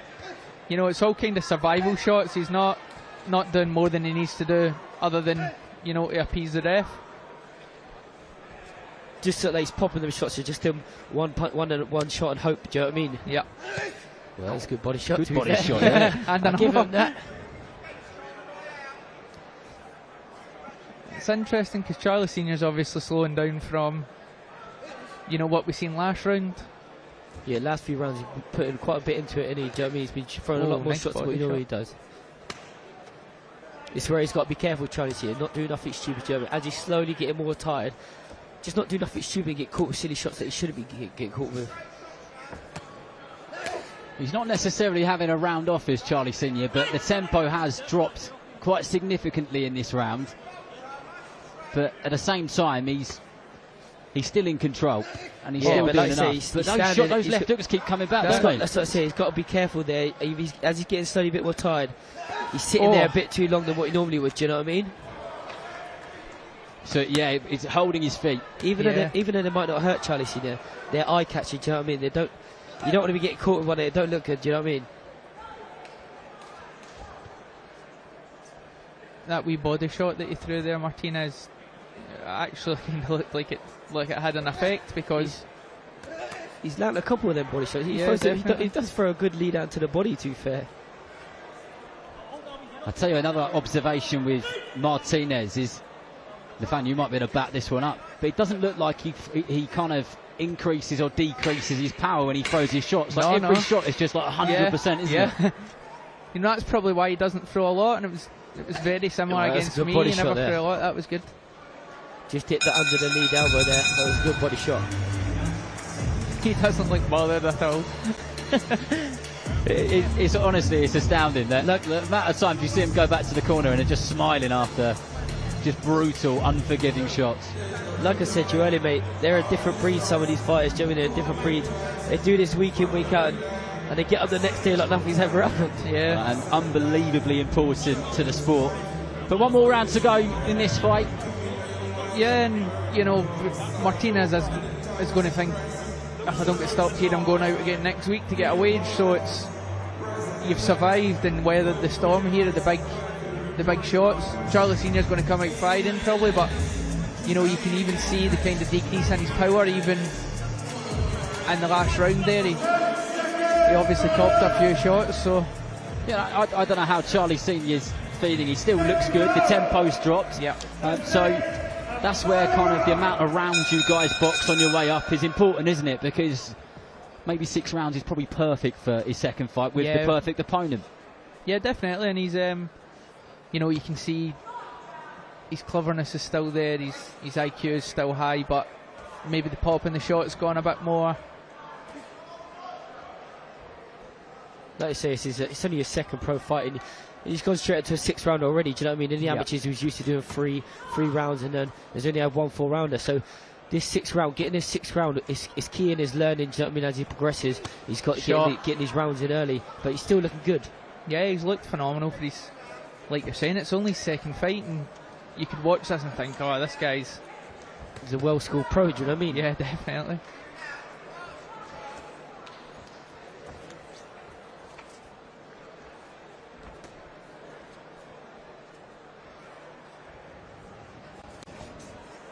With the bounce in Martinez's legs is nowhere near what it was a few rounds ago. You can tell that he's done a bit of moving around tonight. Yeah, and he's took quite a lot. Do you know what I mean? Charlie Senior's hit him with quite a lot of punches, so you can tell he's going to be slowed down. All the pop in his legs is going to be gone. Do you know what I mean?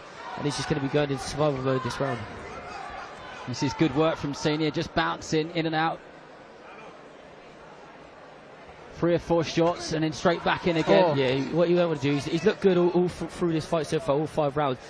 As he's getting tired himself, Charlie Senior, don't want to stand there too long and get caught with stupid shots that he shouldn't do. But other than that, he's looked very, very good so far. Yeah, definitely. Even though he's pulling out silly shots just to stay busy, but they're kind of unnecessary. They're not landing. Like you're just putting yourself at risk sometimes with things like that. But especially with all arm shots like that, do you know what I mean? He's one that fight comfortable. He should be being patient and even just digging in the 1s or the 2s instead of throwing 4s and 5s with just arms. Yeah, just the 1 or 2 clean, powerful shots, and it makes you look better, mate. And you're obviously not potentially getting hit back. That's it. See there, that's where he's come back out of range there now. He do his work, get out of range. There, that's it. Lovely. There you go. There's a good little left hook to the body there from Senior, and it just dipped Martinez's legs ever so slightly, but he kind of takes a breath, moves around, and then gets himself back into business as we go into the last 25 seconds or so of this 6-round contest, which looks like it will break the theme tonight and will go the distance unless anything dramatic happens. Yeah, but it's been a great learning fight for Charlie Senior. Do you know what I mean? Getting the 6 rounds under his belt against a very, very game and tough opponent, mate. But he's looked very, very good. Oh, lovely shot. See, most journeymen, see that shot there? That would have been game over there. So this is a perfect learning experience fight for him. Yeah, there's plenty who wouldn't have stood up to the punishment which Charlie Senior gave to Darwin Martinez tonight, but plenty to like. Good feet, good hands, good shot selection, a bit of showmanship there. He's got an aesthetically pleasing style, has Senior. Early days, got a great team around him. He's in the right hands, and well, we can confidently say that he'll be cruising to yet another win in the pro game. Yeah, I was very, very impressed with that performance. Like I say, he's got a great team around him. Al Smith and the iBox gym, they're starting to get a really, really good stable behind them. And so for him being in amongst that gym down at the iron box, around all them other top fighters with the Henry Turners and stuff like Sam Noakes. He's only going to learn and get better as he progresses, being around that kind of gym and that environment. But success breeds success, and Thomas Shriver has the score, so we shall go over to him right now. Ladies and gentlemen, after 6 rounds of boxing, our referee in charge, Darren Sargentson, scores the contest 60-54 for your winner, and still undefeated, Charlie Sr.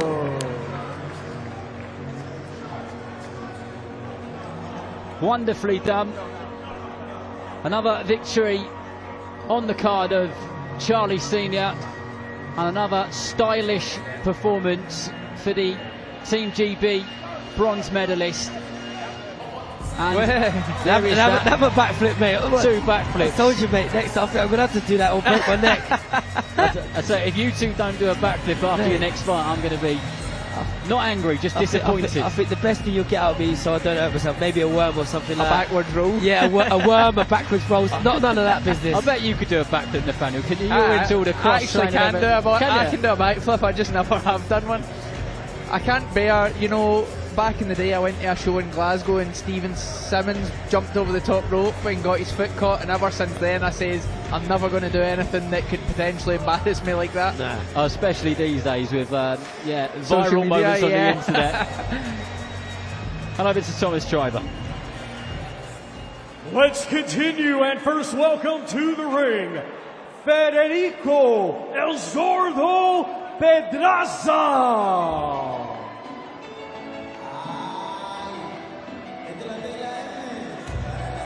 Federico Pedraza fighting out of Argentina. It's his first fight over here in the UK. He's racked up plenty of wins over in Argentina, fighting on that tough and rugged South American small hall scene. We don't know too much about him, and sometimes that can be a bit dangerous, but he's here and he's ready for action, and he enters the ring right now.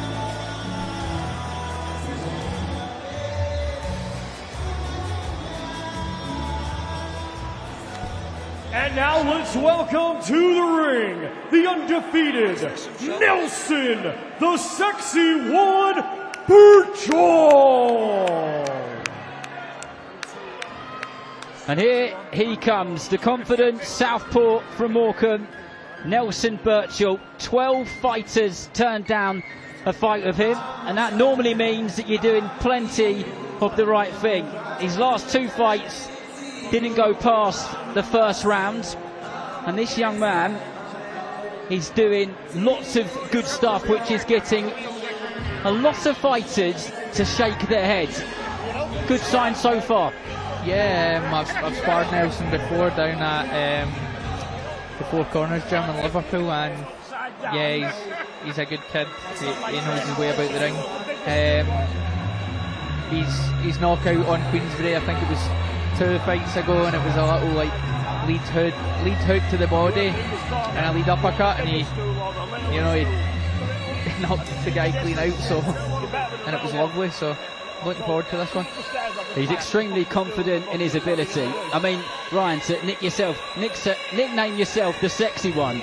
I mean, you really have got to be, haven't you, eh? Mate, you've got to be very, very confident in yourself, do you know what I mean? Yeah, like I say, I believe, if I'm really right in saying, or I'm not sure if you said you did, but 12 domestic people turned down the fight with him before this fight, so there's obviously a lot around his name. I mean, a lot of people must obviously rate him highly to turn down the fight. Ladies and gentlemen, this bout is scheduled for 8 rounds in the super featherweight division. Brought to you by Frank Warren for Queensberry, along with their great sponsors. Reyacht Season, That Prize Guy, Global Next Trade, 32 Red, and Unibet. When the bell rings, our referee in charge and scoring this contest will be Mark Lyson. Introducing to you first, fighting out of the red corner. He comes to the ring wearing white, red, and black, and weighed in officially at 132 pounds. Coming to us from San Martin, Buenos Aires, Argentina, he brings a professional record consisting of 14 wins, 4 defeats, 1 draw, with 2 wins, coming by way of knockout. Ladies and gentlemen, please welcome Federico El Zordo Pedraza. And his opponent across the ring, fighting out of the blue corner. He comes to the ring wearing gold with purple and weighed in the same as his opponent, 132 pounds. Hailing from Morecambe, England, he is undefeated with 8 wins. 5 of his 8 wins come by way of knockout. Ladies and gentlemen, here is Nelson, the Sexy One, Burchell. Okay, boys, both know the rules. Want you to obey my commands. Tell you to break clean. Defend yourselves on all sides, boys. Touch gloves. Pull up, boys. Go on, brother.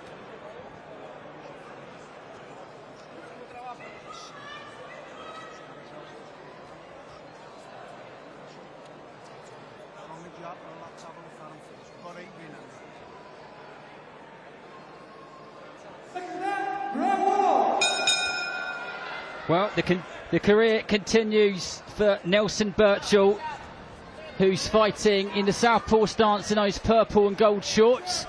As we said in the intro, plenty of fighters turned down to fight him, but not this man, Federico Sebastian Pedraza of Argentina, who won his first 13 fights before picking up his first defeat. And has had plenty of action on that Argentinian small hall scene where there are some tough fighters knocking about. And Burchell just showing him that he's going to be the man on the front foot here. He looks very fidgety and very awkward to start with, do you know what I mean? He's the type of opponent, so you've got to be careful early on, do you know what I mean, with getting cut and stuff like that, where they're so fidgety and awkward. And they're throwing their body all over the place. You've got to be careful as you're coming in early on with the head and stuff like that. Well, Burchell in fantastic company in the corner. Joe McNally, Liam Smith and Russ Amber. So if he gets to go back there for nice the break there between rounds, he's in a good place, and he's certainly the aggressor here. Yeah, he's looking like he's whipping him in there. If I'm honest, I don't think this will be a long night, to be fair. Burchell's looking nice and calm. He's coming in with a nice tight guard, and he's working that body very well.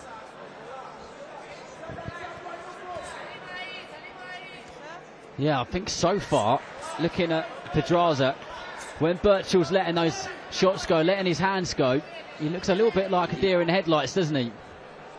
Yeah, that's what I was saying earlier. He looks a bit very fidgety, and that's where you've got to be careful with like he's with cuts and stuff like that. But he's working well, to be fair. He's not getting too close. He's switching up from head to the body very well.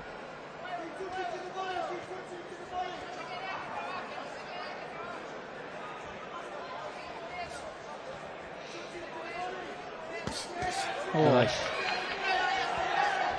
Good shots there from Burchell. Yeah, he's working well so far. Oh, lovely shot. That was a beautiful shot. And Federico Pedraza finds himself on the canvas. Oh, it's done already. And that is yet another first round stoppage for the young man from Morecambe.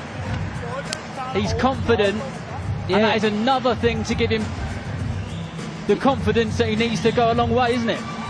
Yeah, definitely. You know, he caught him right in the chin there. Kind of first clean punch he landed on the chin, and Pedraza went down, so he's obviously got a good bit of power. You know, they're saying that there was 12 domestic opponents that knocked it back, and you can kind of see why, but at some point you're going to want to step up into that domestic scene when, you know, these guys can't take your power. Yeah, sorry. It's a bit, obviously, listen, he looked very, very good there from what I see there, but it's a bit of a shame from his opponent's perspective.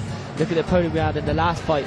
Look how tough he was, look how much beating he took, and I bet Nelson he'd be very happy he's just got the stoppage, but also at the same time he wants to progress, and as he wants to progress, he needs to get the learning rounds in. Do you know what I mean? And they'd be a bit maybe gutted that he didn't get the rounds from this opponent, whereas Sylvia was in the last fight.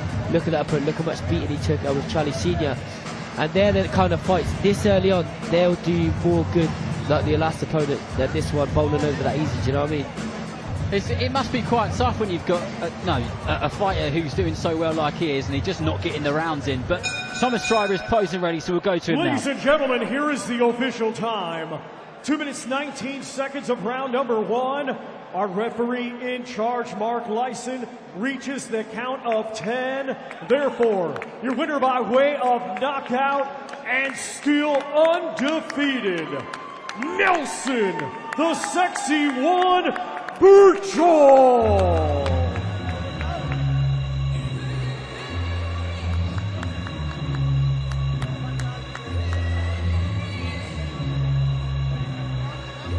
Yeah, so as you were saying just before we got the official time there, when you've got a fighter like Nelson Birchall, who, you know, he needs those rounds, doesn't he, early on, it's tough to match someone like that, isn't it? Yeah, you know, actually, like Ryan was saying, the Martinez from the last fight, that's a similar weight division. You know, that would probably be a good fight for him, get the rounds in. We've seen the punishment he was taking.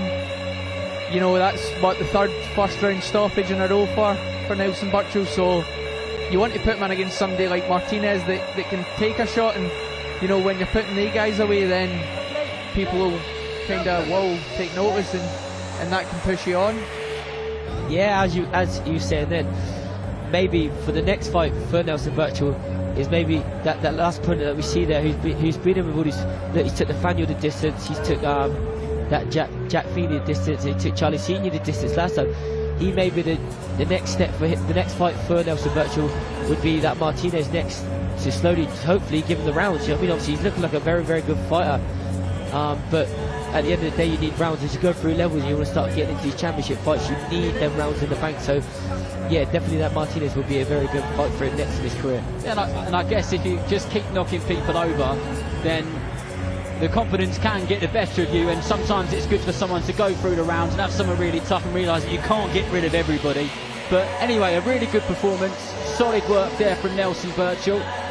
He's with his brothers, and he joins Dev Sani right now. We have a delighted Nelson Birchall, joined by his brothers, of course, William and Leighton. Nelson, got to come to you first. That was pretty good. Yeah, listen, as soon as I got the jab going, I could see the fear in his eyes, and he just didn't want to know. So I didn't force anything, just let my hands go. Got smart thinking, sinking a few to the body, and he just didn't want to know once I got going, and he stepped up the gears a little bit. And I've heard you talk about that in the build-up to your fights. You don't go out there looking for knockouts, but you keep finding them. Yeah, listen, I think if you go looking for them, you can't find them. I'm naturally heavy-handed. If I just let my hands go naturally and think smart like I do, I know I can take them out there, so I've got no need to force it and rush it. It's going to come, it's going to come. If it's don't, it don't. Let's bring in Big Bro William Birchall. How was that for you? Yeah, listen, unbelievable, you know. Listen, nothing surprises me with these boys the more you want. They train hard, train extremely hard, and just getting better and better. Little bro, you must be proud looking up to Nelson. Standard procedure, you know. That's what we do, knockouts only. That is what you do. I mean, listen, I keep hearing that Tyson Fury is retired. This is what we're hearing at the moment. So the future of Morecambe boxing is surely in safe hands with you three, though. Well, they're looking at it, aren't they? They're looking at it here, right here. We're ready to take over, baby. We're not going anywhere anytime soon. Only place we are going is up. Do you boys concur with that? Do you agree? Morecambe boxing's in safe hands. You're going all the way to the top. Listen, 100%. You know, listen, this is not just an overnight thing for us. You know, we've done it for 10 plus years, winning national titles all the way through, and now we're here on the pro game, and we're smashing motherfuckers up, aren't we? I have to apologise for the language. I was half expecting it, but Leighton, in a clean way, you feel you're going to the top of the sport as well. I know you've got your next fight scheduled now as well. Yeah, scheduled now for November the 1st on the Boachian card. Come to steal the show just like Nelson has tonight. Nelson, the featherweight division is on notice. That's 9-0 now. you can't be that far behind the likes Give of us the Zach Miller. titles. We're on the titles now. You all want titles, now. I know, but on you, Nelson, you're further ahead at the moment. There's another featherweight title fight on this show. How far behind are you from the likes of Zach Miller, Leon Woodstock? Well, listen, if it was up to me, I fight them all tomorrow, every single one of them. I'm not bothered. But personally, I need to bank some rounds. I've stopped my last 5, 6 on the 5 on the trot, and 4 of them being in the first round. So to get some rounds would be nice, but at the same time, I like knocking bitches out. I love it. One final thing, you were pretty bullish at the press conference. You said that all of these guys on my level, they're turning me down right now. That's not going to help, is it? Well, listen, it's a compliment to me because I'm doing something right, you know what I mean? So if they want it, let's have it. If they don't, go fuck yourselves. Apologies for the language again. Nelson, congratulations. Thank you again. And great to see you, William. Great to see you, Leighton, as well. Brilliant stuff. And again, I have to apologise for the language, but we're going to bring in Nathaniel Collins. Brilliant performance there from Nelson Birchall. Now 9 fights without defeat. And the future of Morecambe boxing looks to be in very safe hands. Nathaniel Collins, Ryan Garner. I mean, were you impressed with what you saw? I'll start with you, Ryan. Yeah, it was very, very impressive. Like I was saying just a minute ago, obviously he thinks a lot of himself, and he is a very, very good fighter, and he wants to start stepping up levels. As we see in the fight before that of Charlie Senior, that Martinez, look how tough he was. And if we want rounds, we were saying next, that Martinez against Leighton Birchall next would be the perfect next step of fight to get the rounds, because he's a very good fighter and he wants to go for the level, start fighting the top, so you need to get the rounds in. So who knows, that Martinez could be a good fight for him next. No, that actually sounds like a great shout, like a great bit of matchmaking there. Are we going to see Nelson Birchall against Darwin Martinez? Is that what's next? What are you thinking? Promoter Garner to sort it out, yeah. Piranha Promotions. That's it, I'm starting out, mate. But were you impressed? You've sparred Nelson before as well. Yes, you know the I've sparred 2 of the brothers there, Leighton and Nelson. They're good kids. They know their way about the ring. Yeah, you can see he wasn't rushing anything. It was a mature performance, but like Ryan's saying, the calibre of opponent or the durability of the opponent is questionable. Darwin Martinez, somebody who can take him the rounds, doesn't need necessarily to be Martinez, but someone that's a bit more durable. Give him them rounds. What do you think of the character as well? The 3 brothers, I mean, I had to keep apologising for the swearing, we don't condone that, but they've clearly got something about them, Ryan. Mate, obviously, they're very, very confident, and they've got a reason to be, you know what I mean? All 3 of them are good fighters. Like I say, they're very confident. You've got to be like, not many people call themselves the sexy one, do you know what I mean? So they're very confident. Would you call yourself that, Ryan? People might call me that. Sure. I wouldn't call myself that. Sure. People can call me that, but yeah, no, I wouldn't personally. What's been your kind of highlight so far on what you've seen tonight? Firstly, I think that's the first time you've done a bit of commentary for us as well. So how you found it? That's the first time I've done some Queensberry commentary. I like it. I did have my good man Darren Rees. We done a show in Liverpool together, so I've had a bit in the past. I like it. It's much better being on this side of the ropes than getting punched in the head. Well, you don't normally get punched in the head that much, to be fair. You're normally doing the punching. That's very true. That is very true. Who impressed you tonight? So that's the first time I've seen Charlie Senior. He was sharp. He was very quick hands. So I was majorly impressed by him. Stephen Cairns, actually, on my last commentary gig, seen him as well, and he's vicious body puncher. I really like his style, and he was very cool, very calm. So yeah, somebody that I'd like to see much more of. Does Stephen Cairns stand out to you as well, Ryan? He looked very, very good. Like I say, he looked relaxed. He looked like a seasoned pro. Do you know what I mean? He was on the tip of his range. He didn't waste nothing.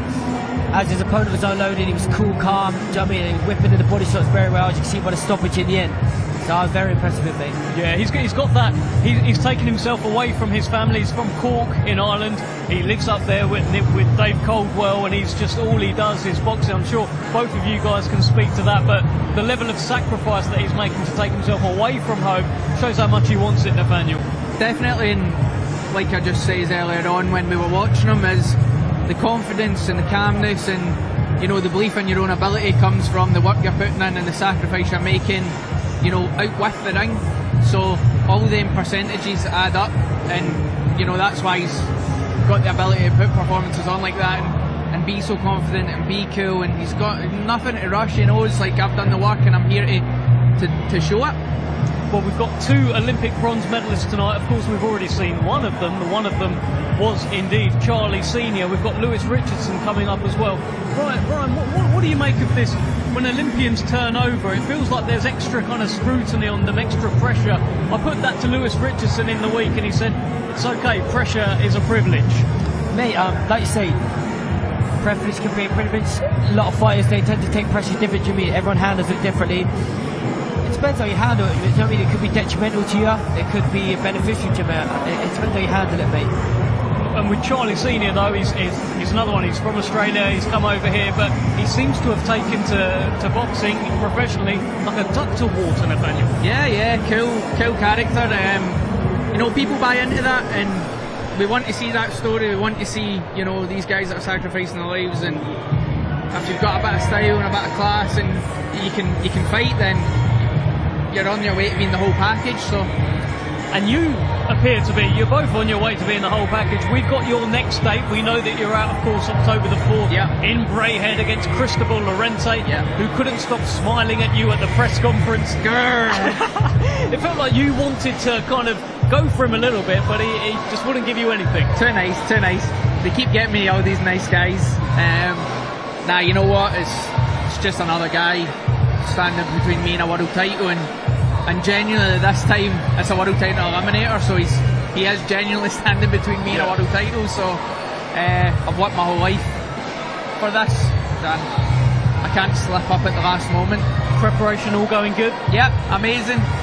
Sitting here watching everybody eat their nice dinners at the hotel and licking my lips thinking about it in 6 weeks. I'll eat it for him, don't worry. I'm not in training at the moment. He did tell me that.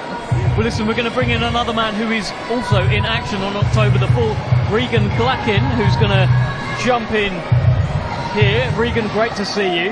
And we recently got the news that your fight is actually now for the vacant British Lightweight Championship. Big moment for you coming up October the 4th, Regan. Yeah, mate, obviously a few days after we had the press conference up in Glasgow, the board came out and mandated it and confirmed it, so just buzzing to get that over the line, do you know what I mean? It's going to be a massive night, so very much looking forward to it. You know, in the history of the British Lightweight Championship, there has only been 6 British Lightweight Champions from Scotland. You could be number 7. Soon be 7, innit? Soon be 7. Definitely number 7, lucky number 7 they say, don't they? I was just saying to you last time, naming the 6 I couldn't name. One of my idols, Anthony Crawler, I was speaking to him the day after the press conference, so hopefully I can put my name in amongst their names, you know what I mean? So lucky number 7. Is he going to win? Oh, he's going to win. I'll tell you why he's going to win, is because he's in my camp and he has to deal with me. And he can deal with me fine, so if he can deal with me, he can deal with this guy. Listen, there's a great camaraderie between you two. To bring it back to tonight's event, we've got Zach Miller and Jack Rafferty. They're mates, they train together, etc. And they're going to fill this place up tonight. What impact does that have when you've got your mate fighting? Because you're going to have the same thing coming up. Yeah, definitely. It's difficult. It could go one or two ways. As whatever happens to the other guy could affect your dressing room, but him coming back, and that can lift up your dressing room and everybody's there to go. But like you're saying, they two are close as anything. I mean, the both of us have been down and sparred the both of them, and it's just tight as anything. The gym's all behind each other. I was in hitting the bag, me and Zach, everybody's clapping around it, shouting let's go, they're shouting at each other.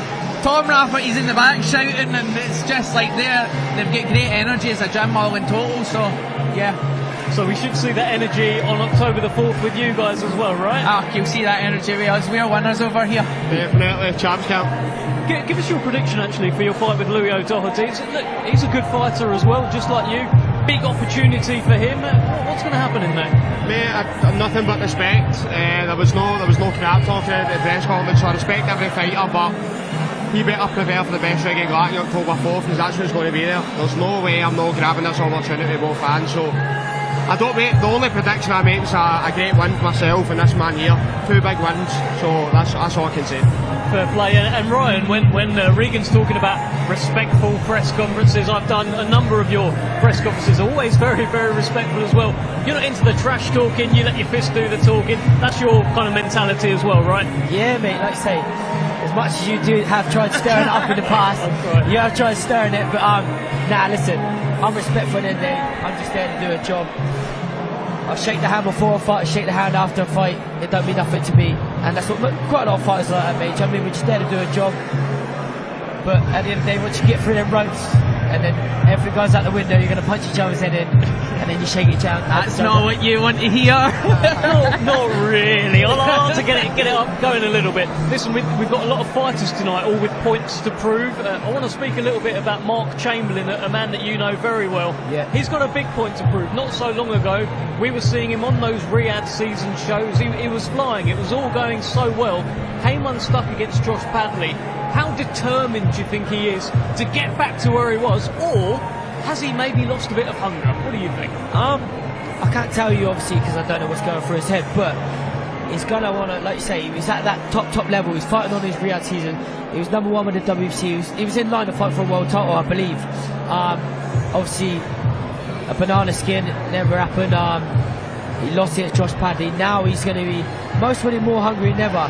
He's coming off a loss. He's moved up a weight, so he's coming up against Jack Rafferty, who's in the form of his life. Do you know what I mean? He's a big super lightweight. So Mark's got an uphill task here. Do you know what I mean? Everything's against him. Really, he's in his Jack Rafferty's backyard. He's moved up a weight, so it's going to be a hard night's work for him, mate. But he's going to be hungry, so he's going to want to prove a point here, and he's going to get back into title contention. Yeah, you can see that, Nathaniel. He'll definitely have a point to prove tonight. Being that close, they were talking about, okay, he's going to be fighting for a world title soon. To have that just taken away because maybe he took his eye off the ball will surely be eating him up. Yeah, and I think when you think about Mark Chamberlain, you know, the first thing you associate him with is power. He can knock people out, and he does knock people out, and, you know, you can't take that away. You can look at almost everyone with power carries it up at least a weight or two, so you know, if he can carry it up like I think he can, it could pose some problems. But like Ryan's saying, Jack Rafferty's big, he's strong, he's relentless. He's not had the opportunity to go to Riyadh, he's not had the big monies, he's not had this handed to him, so you know, I can relate to that. When you're coming out of somewhere and you're trying to get up here and, you know, gain that's much more, you know, desire and fire than, okay, I've had it, I've tasted it, is that already let me slip, you know? And that's probably the hunger that you've got as well, Regan. I mean, you want everything, right? And you can probably see that when you look at someone like Jack Rafferty, the same kind of mentality. Yeah, I think I can resonate with that myself as well, coming through your small hall shows, you know what I mean? Not having that amateur experience that a lot of other fighters have, or get the stages they have, so as Nathaniel touched on earlier, we've been down in that gym, we've done rounds with all these different boys, and they're a thriving stable, do you know what I mean? I think they all want it, they're all into boxing, but Jack Rafferty's really come on the scene. Obviously he's built up an impressive record. I think that's 26 or 27 in a row, so doesn't matter what people say, you're still got to beat 26, 27 people, and his last few fights he's shown he's really big and strong, and I think obviously like this headlining his first show on DAZN and that, he's going to really show, I believe tonight he's going to really show his level. It's a tough fight. We've spoken about Mark's, I think Mark as well will be dangerous up at this weight. Mark's a big boy, he's obviously come up for lightweight, so I'm really looking forward to that. But Jack Rafferty I think will definitely have a lot of hunger tonight, especially headlining close to his home. Yeah, it's a brilliant main event that we've got coming up for you, and we've got so much more than that as well. Of course, action kicks off on DAZN live at 7:30, and it all starts with that fight between Zach Miller and Leon Woodstock. Miller, of course, the Commonwealth champion, defending his crown against Leon Woodstock, who not so long ago was flying high. He was one of the new shining lights in the Queensbury stable. Just lost his way a little bit, but looking to get back to the big time. Then we've got Olympic bronze medalist Lewis Richardson taking on Artem Sparta, fight number 2 for Lewis Richardson. And then this one, I've got to tell you, I am excited. Every time I see this man's name on a bout sheet, I think we're going to get fireworks. Jack Turner, unbeaten in 11 fights, 10 wins by knockout, takes on another man who is an 11-0 in Muguruza there. And I've got to get your thoughts on Jack Turner. Ryan, you've seen a bit of Jack Turner, right? I mean, just an exciting young man. Yeah, like I was saying before, people that weight, you don't normally bang people out as much as that. Do you know what I mean? Having 10 knockouts in 11 wins, he must have something in his hands. Do you know what I mean? Well, I was speaking to part of his training team, Russ Abner, and he's been in the game 40 years. And he said the only smaller guy that he's seen with heavy hands like that is Naoya Inoue. So it's good company to be in, right? Yeah, definitely. And you know, I've seen Jack a few times, and actually him being down on weight is going to be even more dangerous, because the guys he's knocking out to get these knockouts for the last 11 fights has been at bantamweight or super bantamweight or whatever weight he wants, because he's got dynamite in his hands. So and actually I think, out with even the fact that he can punch, is he just doesn't care who's in front of him. He really wants to hurt whoever's there. So yeah, there is that kind of aura. There's almost kind of crazy eyes about him as well. You're talking to him and you're kind of feeling me anyway. I'm feeling like he wants to punch me. I hope he never does. That would be the end of DAZN, guys, as well. He might do, mate. If he keeps staring at his press conference, he might turn on you. You never know. One day. Look, he might do. But I think what we're going to do now, thank you so much, Regan, and best of luck to you on October the 4th. And you guys get yourself back to commentary. And you guys, we're going to head over to Thomas Triber. Let's first welcome to the ring, Dimitri Dima Prokunas.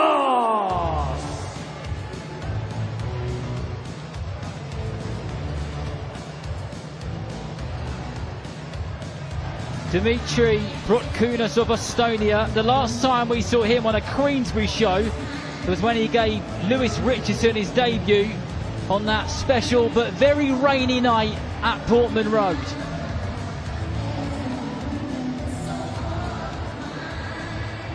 And now let's welcome to the ring the undefeated Jack Power.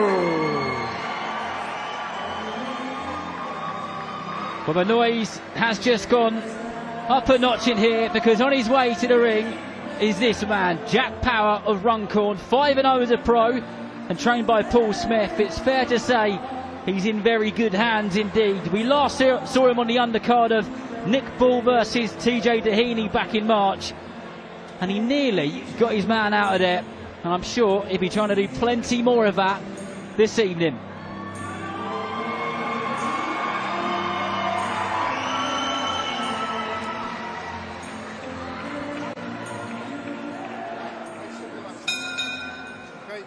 Ladies and gentlemen, this bout is scheduled for 6 rounds in the middleweight division. Brought to you by Frank Warren for Queensbury, along with their great sponsors, Riyadh Season, That Prize Guy, Global Next Trade, 32 Red, and Unibet. When the bell rings, our referee in charge and scoring this contest will be Darren Sargentson. Introducing to you first, fighting out of the red corner, he comes to the ring wearing white with black lettering and weighed in officially at 162.3 pounds. Coming to us from Narva, Estonia, he is a veteran of 30 professional bouts. Ladies and gentlemen, please welcome Dimitri Dima Prokunas. And his opponent across the ring, fighting out of the blue corner, he comes to the ring wearing black with white and weighed in officially at 162.4 pounds.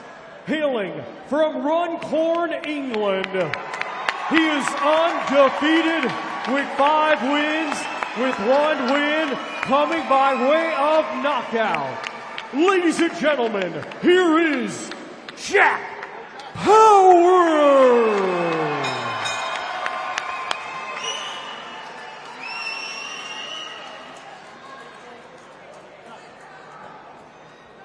Fellas, you both know the rules. Keep it clean. Nothing low. Watch your head. And when I say break, take a step back. Most importantly, defend yourself at all times.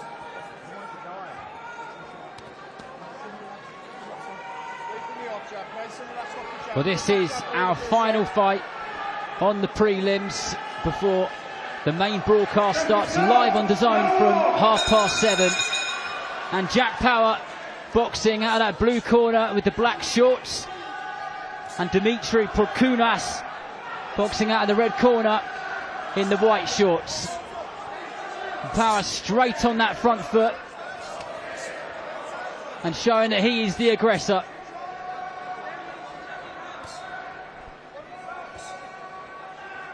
I think we're the team that they call when Power and Cairns and that are fighting, Darren. There's a bit of a theme, isn't there? I think so. It's this duo. But can I just say, what a name for a boxer. Love it. I love it.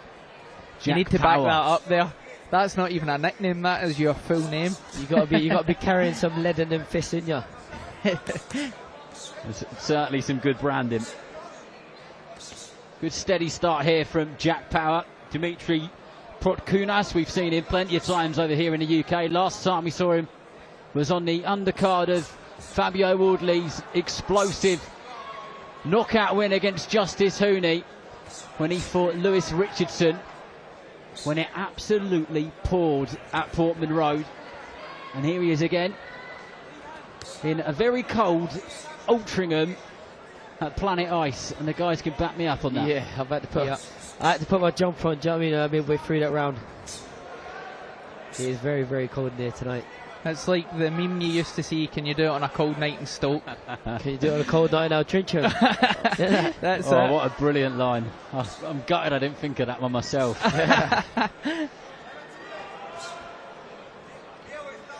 Started well, Power here. Yeah, he's cementing a nice little jab early on in this round. Just got to be careful because I can't pronounce his name, to be fair. Dimitri Prokounas, yeah, from Estonia. I'll leave that one to you, but yeah, he can be dangerous, you know what I mean, so he's got to be careful there. Well, speaking to Thomas Stalker, who manages Jack Power this week, and he was once spoke about how well followed he is from all his crew in Runcorn, but said he's good, he's solid, he's got good shot selection, goes to the body well, he's really excited about him. So we'll see what he can do here this evening.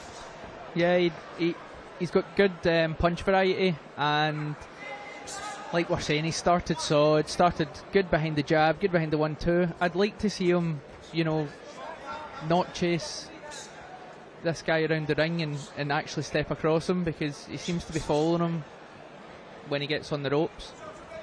Yeah, it's very hard though, as we were saying earlier about when you get these journeymen over, some of them they just go into a shell, and look at this round, he hasn't very thrown that much his opponent, has he? So it's going to be hard for him to open him up here, but this is where you got to draw the feint to trigger the shots and then draw the lead in, and then make them open it yourself.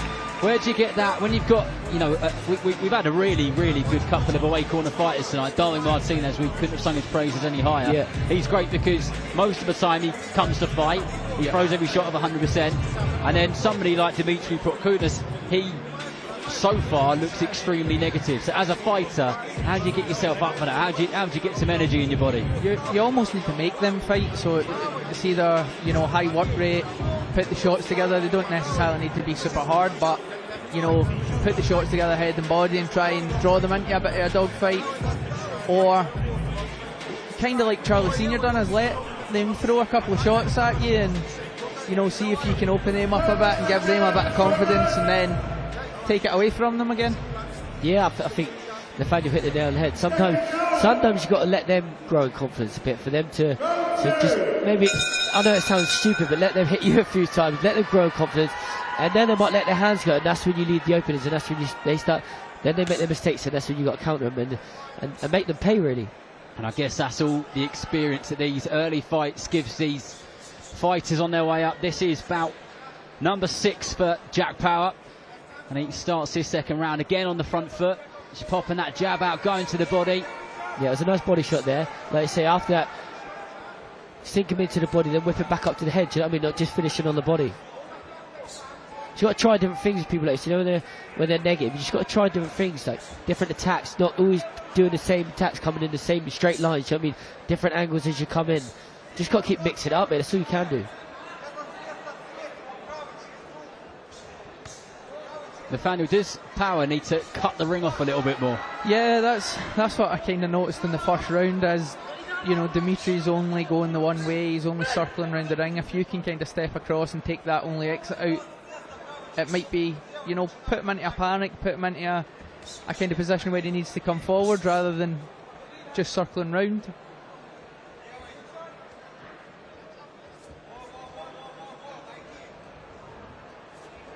Nice uppercut that was lovely. Really well timed, wasn't it? Just step back, literally, just on the tip of his range, step back and brought that up as he throw a lazy jab. That was perfect. Like we were saying earlier, sometimes in these fighters, you've got to give them confidence. Bring them onto you, let them throw. And like you see, as he just did then, he let him throw, and that's when he counted, and they leave openings then. You know, I've asked a lot of fighters, you know, similar questions about when I've been commentating when there's more of a negative fighter in there, and I really like what you said, that with letting them build a bit of confidence in themselves, because they're more likely to make a mistake then, aren't they? No, 100%. Like you say, you got to let them kid themselves. You know what I mean? Let them grow in confidence and let them feel that they're coming into the fight, even though they're not. You know, at the back of your mind, you know what you're doing. Do you know what I mean? There's a method beyond the madness, if you like to say. Bring them on, let them grow confidence, and like he just did with the uppercut just a minute ago, he brought him onto it as he threw a lazy jab. And the thing is with someone like Protkunas is he's a type of fighter that if you allow him to, and you don't really dig in and let your hands go with him and just kind of let him off the hook, that he could honestly do 12, 15 rounds like this, because it will just keep going round and round and round, won't he? Definitely, and it's you know, I keep going back to Charlie Senior, but he done the right thing coming into like the fourth and the fifth round, where, you know, when Martinez wasn't throwing, he just threw, then he threw, and then he threw again, and you can't just throw your 1-2 and then wait on this guy throwing his 1-2 and then you go again, and it's not a you go I go type thing. It's like you need to hit him again, like the single shot's not good enough.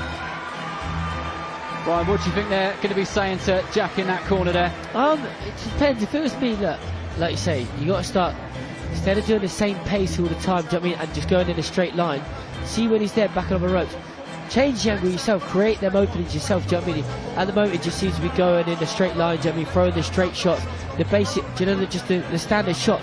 As you're coming in, quicken the feet up, change the angle, and then it creates openings, do you know what I mean, because then your opponent don't know where the shots are coming from. But even like, I was thinking to myself, listen, every fight is different. Have you seen Lomachenko before? Do you know, like, he was there in front of him, he drags the hands down, pulls the hands down yourself, and then you create the opening yourself, do you know what I mean? Because he's got a high guy, he's got his hands like, do as what like Lomachenko would do, get close, get there, pull the hand down yourself, and then you can hook over the top, do you know what I mean? You're making them openings yourself. So with a fighter like Protkunas, the basics don't quite cut it, do you? You need to be a little bit more creative. Yeah, and if you're hoping to progress in this game, you know, the harsh reality is the basics won't cut it, and you do need to do something a bit different, and, you know, a single shot isn't good enough. You know, even the... See there, like, you should create the angle there. Sorry, Nathaniel, but like there, you just, instead of fighting in front of him, create the angle, mate. Sorry, mate. No, that's...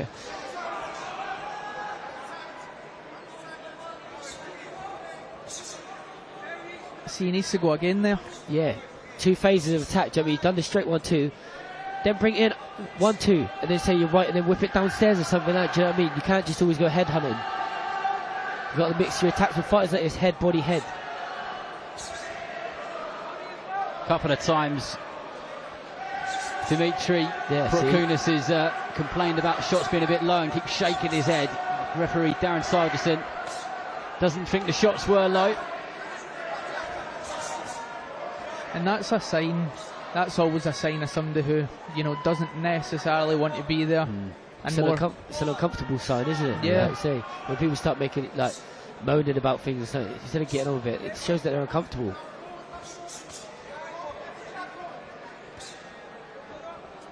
You know, as a fighter learning on the job, you need to recognise these signs of, look, he's tapping. I must admit, I did look a little bit like that. It you did know, look a little bit, yeah. If the ref's not saying anything about it, nah, you just got to crack on, definitely. Actually, you should be taking the advantage of him tapping his belt and saying that's low, and and throwing. Like you say, if the ref isn't saying anything in there, it's a fight at the end of the day. Do you know what I mean? It gets nitty and gritty in there. It's all part of the learning experience. You just got to get on with it. The amount of times that I've seen fighters complain to referees. See there, change the angles. You know what I mean? It's just to the front of us. Change the angle, change your legs. Like you say, he's doing the basics very well, but the basics, once you start stepping up the level, the basics only get you so far. Do you know what I mean? You need to do that something different. Do you know what I mean? Good head movement there from Power. And it's a spitting image of the previous round with Protkunas, who's just doing exactly the same thing over and over again. Throwing the odd shot back, moving about, soaking up the shots as best he can. It's hard to look good against a guy like this. Yeah, I think, you know, obviously we are here and this is what we're here to do, is look at the fight and criticise it, or not criticise it, but point out what we can see. And, you know, Jack is doing very well. He's doing the basics right, like Ryan's saying. He's doing all the right things, so we can only pick up what else further you can do and add to that game. But like, don't get it twisted, he is doing well and he is doing the right things. It's just these small margins of things that he could be doing better or doing different that might, you know, increase the kind of performance he's putting on. Yeah, and going back to the angle stuff, which you've spoken about, Ryan, just right at the end of the round there, the first time I'd seen him do it, he kind of sort of made himself a bit taller and a bit bigger and then come down rather than coming straight through. And he's starting to try little bits and pieces, but it just needs a bit more. Yeah, mate, like you say, I just think he needs to, like you say, obviously the angles I've already pointed out, but the phases as well. Do you know what I mean? He's throwing the straight 1-2 and that's it. Do you know what I mean? You got to do the twos, the threes, the singles on its own, but like one after another. Do you know what I mean? The phases, that's how you break people down. Do you think that sometimes, you know, like a fighter like Jack Power done an awful amount of tickets, loads of support on a big show, bright lights, you know, lots of people watching. Do you think sometimes he can feel the pressure and don't want to make any mistakes or take any too big risks, and that's why they'll stick to the basics? I think he's already, you know, from the last time we've seen him, he had a big fan base there as well, and I think it's something that if you've got a big fan base, you've probably fought in front of them all before, even whether it's amateur or whatever your background is. So it doesn't look like he's under pressure. It doesn't look like he's, you know, not trying to put a foot out of the line. He is going for it. I'd quite like to see him, you know, plant his feet and just dig, them hard shots in. Yeah, like we were saying earlier, it's hard, isn't it, to look good against someone who just covers up all night long. Do you know what I mean? I think once the opponents start increasing and that Jack Power will start looking better against them, do you know what I mean? Once opponents start trying to take your head off, and then you can start drawing the lead and countering them. Do you know what I mean? It's hard when someone like your opponent, just like we were saying earlier, just tucks up all night and you've got to draw the openings. Do you know what I mean? Absolutely, and I've got to say there's a bit more urgency from Power as he's come out in this round. Just stepped it up ever so slightly. That was a good uppercut there. Nice Lovely. shot. Yeah, good shots these are from Power. That's it. See them changing the levels. Yeah, see that dip of the legs there, change it up, not giving your opponent not knowing where they're attacking the shots are coming from. Yeah, definitely. He's setting his feet a bit more, and he's trying to push through the legs, and he's landing them powerful shots. Pun intended. I should have said shots with power. I was too slow there. It's the cold, guys. It's getting to me. Yeah, it's a bit difficult. Brain freeze. Can he do it on a cold night in Altrincham? Yeah, exactly. I don't think I could, mate. Honestly. Nah, fair play. Let's hope nobody gets caught cold tonight. Oh, here we go. Dad jokes have arrived, ladies and gentlemen. Showing his age now, isn't he? That's it. Been around for too long.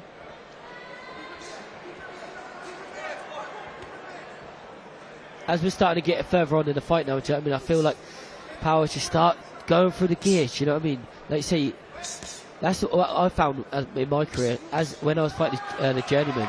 The thing that done him, they're tough as anything. The thing that done him most is fitness, if you know what I mean. You're on them, you don't let them breathe. And then, consistency, yeah, isn't it? they gas out. So Power, if he starts going through the levels, do you know what I mean, up in the gears, and you can potentially get him out of him, maybe. Do you know what I mean? Definitely, a high work rate is normally what stops people at this level, and you also need to, think to yourself, it's only a 6-rounder. You know, it's in the grand scheme of things, you're training hard in the gym. It's not a lot of time. It's what, 18 minutes or something. You know, I don't know. I'm not good at maths. Yeah. Let's say, like you, I know what you point out. Like when you're doing 12 rounders, you have got to take your time. But with the 6 rounders, you can go for the gears. You know what I mean? Before you know it, it's over. So you might as well just put all into it. Well, I'll tell you what, a much better round in my opinion from Jack Power, sinking in the shots there. Some good observations from you guys where he was changing the levels, creating the angles. I don't know if there's going to be enough time for him to get him out of there, but he's kind of just ever so slightly just up the tempo as the rounds have gone by. Yeah, definitely. He kind of the first half of that round there, he planted his feet a bit more, he was generating power through his legs. The last half of that round there, he started putting them together in combinations, so he is doing the right things and he is moving in the right direction, but just more of that in the next 2 rounds we need to see. And Brock Kunis, he's got a nice red mark under his eyes, so he's been caught with a few shots, but someone like him, Ryan, he's just been there so many times, hasn't he? And he kind of, he knows how to ride the punches. Yeah, mate, like you say, he's got a high guard as well, so it could be where he's taking him on the gloves. Do you know what I mean? The glove hitting himself in the face sometimes. I've had that before in sparring. You have a high guard. The red mark on your face is from them punching your glove and it hitting against your face. But yeah, like you say, he's very tough, very durable. He doesn't get hit clean much, if you know what I mean. He doesn't open himself up as much. So it's going to be hard for Power to get the stoppage here. But the main thing is, like you say, looking good, mix it up, body to head, not getting caught some stupid shots there like he just did. Yeah, that's it, lovely. See that? Lovely. He's sinking him in there, mix it from body to head. That was lovely. And something we should really clearly mark out is, Power might not be, well, he hasn't looked like he's going to stop him up until, I guess, now, but he's clearly winning, isn't he? Comfortably winning. He's easily winning, and actually, a takeaway I would take from that is Dimitri only throws 1 shot in return, so if you're ready to catch that shot, you could be returning with 3s and 4s, and there's not much coming back. He's slowly starting up at Power as well. Yeah, as you see, he seems to be planting his feet a lot more this round. He's digging the shots, and look there, he wants to get the job done. He's sinking him in more. Do you know what I mean? He's looking a lot better this round. But as I say that, Demetrius, or whatever his name is, it seems like he's coming into himself a bit now. Do you know what I mean? He's marching forward with his guard up. He's looking like he's wanting to throw a bit more, so he's getting a little bit of confidence. It's going to turn into a good little fight, this. It has got increasingly better as the rounds have gone by, and it takes 2 to tango, doesn't it? So, but this will do him the world of good. Do you know what I mean? When you got an opponent like this marching forward, trying to give some back, he'll learn more in this round than he has in the previous 4. Yep, definitely. Credit enough to Power as well, because it would have been easy to just outbox this guy the way he was boxing in the first round and have an easy night's work, and it's not necessarily entertaining, but a win's a win, and he would have cracked on after that. But he's kept progressing as the rounds went on, and tried to step it up, and you can see clearly he wants to win by stoppage. That's it. I feel like he needs to double them jabs up sometimes. He's just throwing single, pouring single with that. Double the jab up, then you can whip that uppercut in there as he dips his knees. Just make the attacks a little less more predictable, if you know what I mean. Yeah, definitely. And he's literally just pawing with his jab to try and set off sometimes his back. Stiff, sometimes line up something else. Just mix it all up. And he's cutting the ring off nicely now, his Power. Yep. Big step to his right of his right foot there. Gave Prokunas nowhere to go. Plenty more of that. Like I say, he's got just over a round left. Now he start going for the gears. Do you know what I mean? He got caught with a nice one there. That's where he's got to be careful though. Chin in the air as he's coming in, so he's got to be careful. Well, I tell you what, if Prokunas had been fighting like he did in the last 10 seconds there, the rest of the fight, we would have had a screamer on our hands, wouldn't we? Well, great action we've had so far, but coming up at 7:30 live on DAZN, Miller versus Woodstock for the Commonwealth Featherweight Championship. It's been a great build up to that, and we look forward to that one. And then Team GB, Olympian and bronze medalist Lewis Richardson in against Sparta, and then Liverpool's knockout artist Jack Turner in with a tough 11-0 undefeated Argentine. And then of course it's the big one, Jack Rafferty versus Mark Chamberlain. But the action doesn't stop there, because once Rafferty and Chamberlain has come to completion, there are another couple of bouts back over on DAZN and on the Queensbury feeds. Yeah, Power's won every round in my books so far, all 5 of them. So he just needs to be careful this round, because Demetrius could be a bit dangerous sometimes, as we see earlier. He throws them haymakers, single punches, so he's just got to be careful. Keep doing what he's doing in the previous rounds, and just, like I say, do nothing stupid.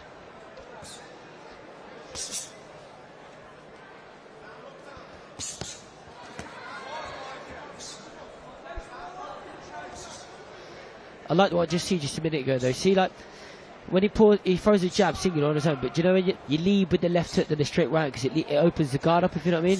He's just done it just a minute ago and it landed perfect. So like I say, just keep mixing up, not doing the same thing every time, not being as predictable. I think Power's just got better bit by bit as each kind of section of the round has gone by. And he's grown in confidence as well. And that's good. Good head and body and head. Kind of all the stuff you guys were wanting a bit more of. He's trying to deliver that. He does it, but then like he might admire his work a bit, if you know what I mean. So they're doing it, digging him in on the tip of his range and going again straight away. Do you know what I mean? That's how you break these kind of opponents down. But other than that, he's literally he's cruising to a victory here. He's looked very good. Lovely whipping it from head to the body there. Nice head movement as well. Certainly what you want from him in these types of fights is he's learning on the job as he goes. Each round almost, you can see it in real time. Yeah, definitely, like you said, with each round it feels like he's getting better and better, he's getting more confident, you know what I mean, more relaxed, and picking his shots even better each round. That's a sign of a good fighter there, do you know what I mean? Being able to change it up, mix up what they're doing, and get better as the fight goes around. He's strong as well as Power. When Prokounis tries to get hold of him, he gets rid of him very, very quick, and then you can tell he don't want to, be tied up at any point. He just wants to have that space and get his shots away. She's doing well.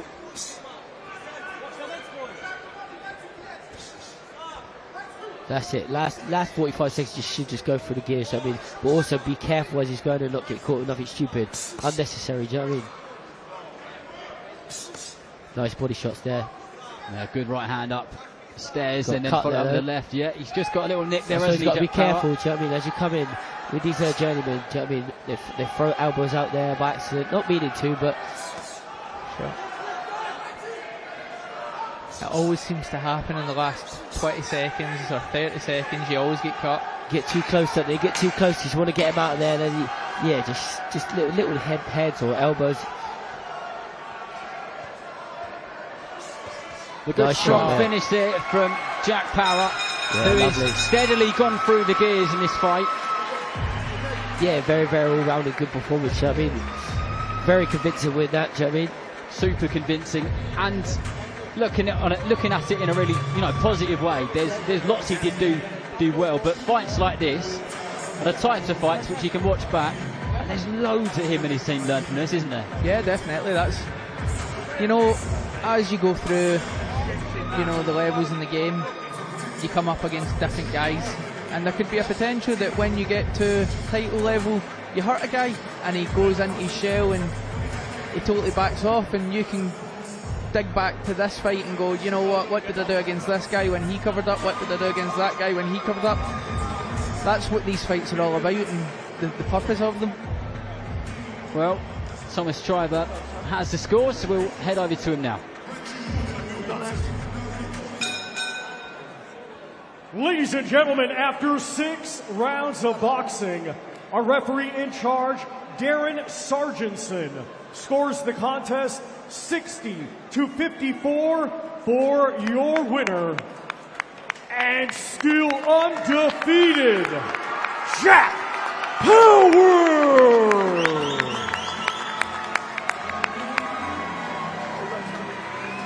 But a massive increase in noise as Jack Power has his hand raised, and he now poses for pictures, but I'm sure there'll be a bit of a debrief in the changing rooms afterwards, and he's got some great people in that corner.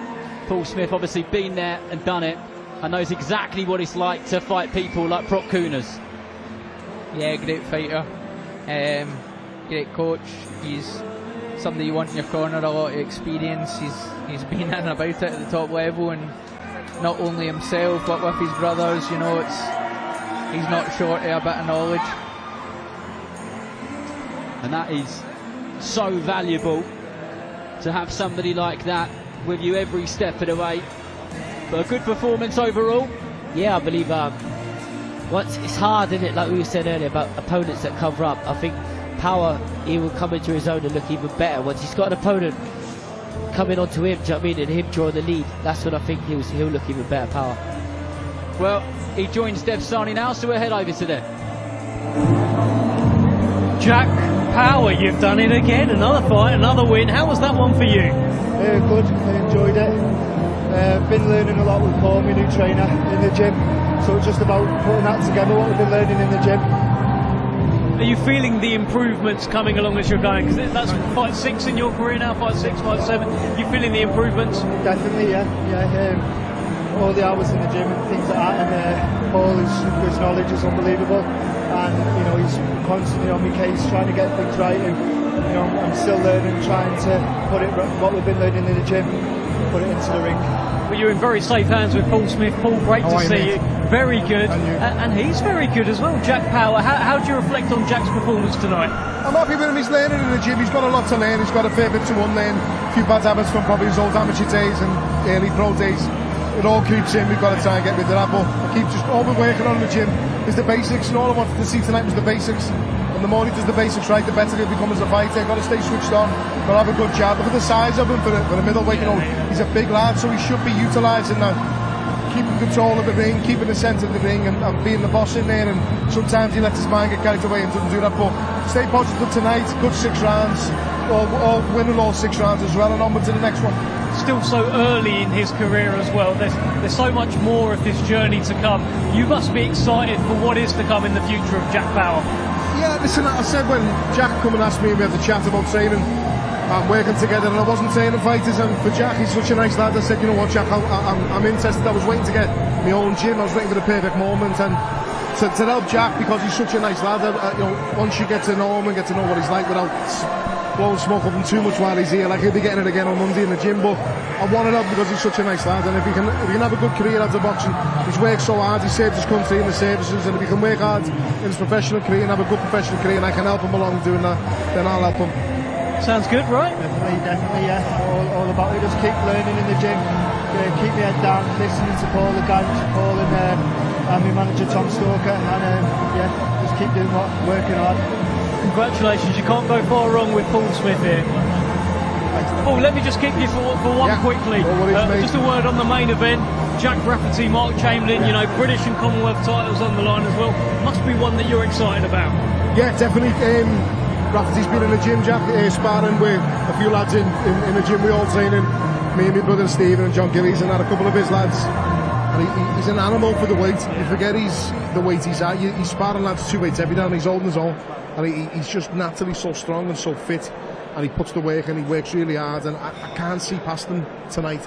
I know I saw your interview yesterday where you were asking people and you were sitting on the fence yourself, but I just can't see past the Rafferty win tonight. Chamberlain's a good lad, he's a lovely lad as well, but I just think tonight, the strength will show in the end, and Rafferty will take over. Let me bring in Liam as well. See Liam Smith here. We've got a real Smith. It's good being the slim brother for once.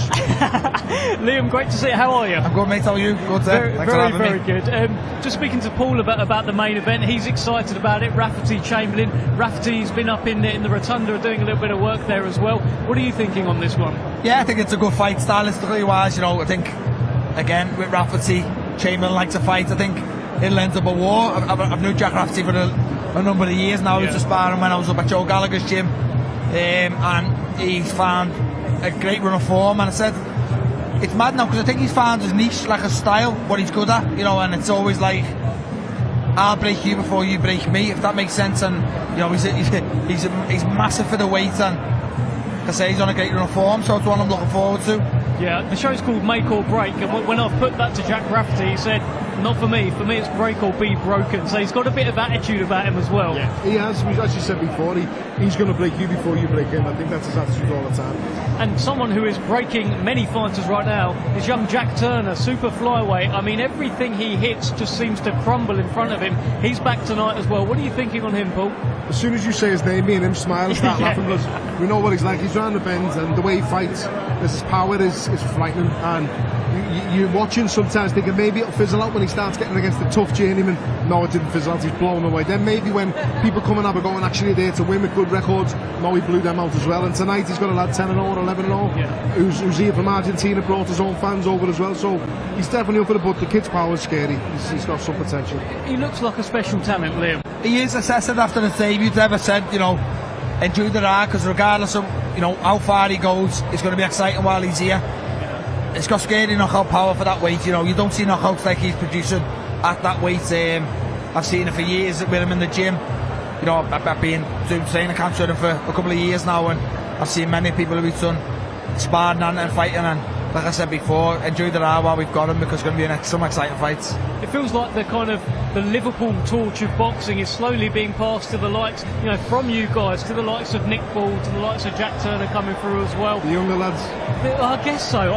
I mean, I'm sorry, but it feels like they might be the guys, Liam. Yeah, they have to be. We're all coming to an end now. Callum's still flying the flag, but we need big nights in Liverpool, big World Championship boxing, and Nick Ball's producing that now, and we need the next crowd to come through after Nick, and with the likes of your Jack Turner, Jazzy Dickens just had a great win. We seem to be on the up, so it's exciting times for Liverpool again. Brilliant stuff, Liam. Thank you so much for joining us, Paul. Thank you so much. Great to see you both. Good stuff. Good stuff. We're going to swap you over. We're going to bring in the Piranha, who is returning, and the Nightmare. So the Piranha's back. The Nightmare's back. Gentlemen, well done both of you on your commentary tonight. I've enjoyed it. How have you found it, Nathaniel? Yeah, I loved it. I need to do as good as I can when I get these gigs, so I can get them again when I'm done. I think you'll be invited back. I think you'll be invited back as well, Ryan. I hope so, mate. Like I say, Nathaniel's done it before. It's my first time doing commentary.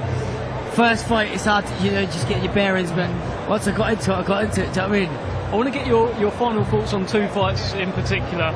The first one being, of course, Leon Woodstock will be taking on Zach Miller, Commonwealth title fight. Right now, where are you with this one? I'm going to go with Zach Miller win. Points win. I think just Zach's been the more active, and I've sparred him myself. I've never been with Leon, so I can't say what he's about, but I know Zach's a very good fighter. Like I say, he's been the more active. He's been in with good opposition of recent.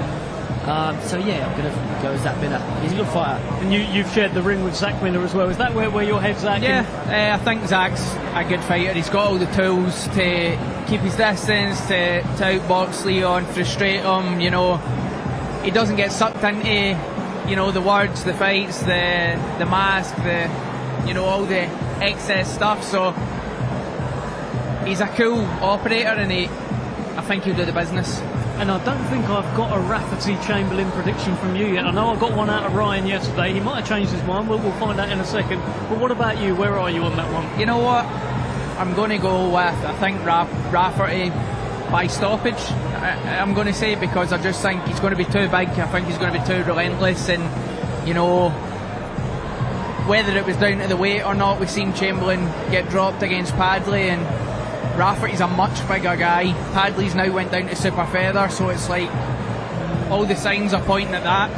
It's true. Is that how you're kind of seeing it? I mean, Mark Chamberlain, it must have lit a fire in him what happened with the Josh Padley defeat. Yeah, like you say, he's going to come into this fight hungry and never, wanted to prove a point, but he's moving up a weight. He's in the back. He's in the lion's den. Like you say, I'm going to still stick with Rafa. Yeah, like I say, the momentum's behind him. He's a good fighter. He's big. He's strong.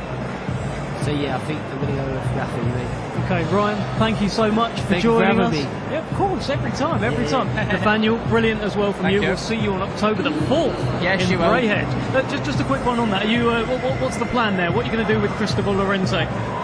You know what? I'm going to knock him out.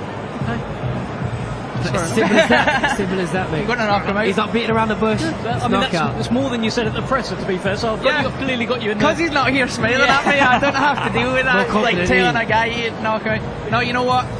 The same kind of thing I've said all night is I'm that confident in my preparations. I'm that confident in my ability. You know, I want to show that I'm up there at that world level. So that's the way to do it. Best of luck to you. Thank you again. Thank you, Ryan Garner. And just a reminder, we've also got 2 fights after. So head over to DAZN at 7:30 for the main show. After that, we come back here because we've got 2 more fights. Steve Clark is back, and the young Irishman, Owen Lavin, is also back. But until then, head over to DAZN. We know what the main event's all about. Jack Rafferty, Mark Chamberlain, British and Commonwealth titles here at the Altrincham Ice Dome. Who will bring the heat? Who will keep their cool? Neither man can afford a slip up. See you over at 7:30.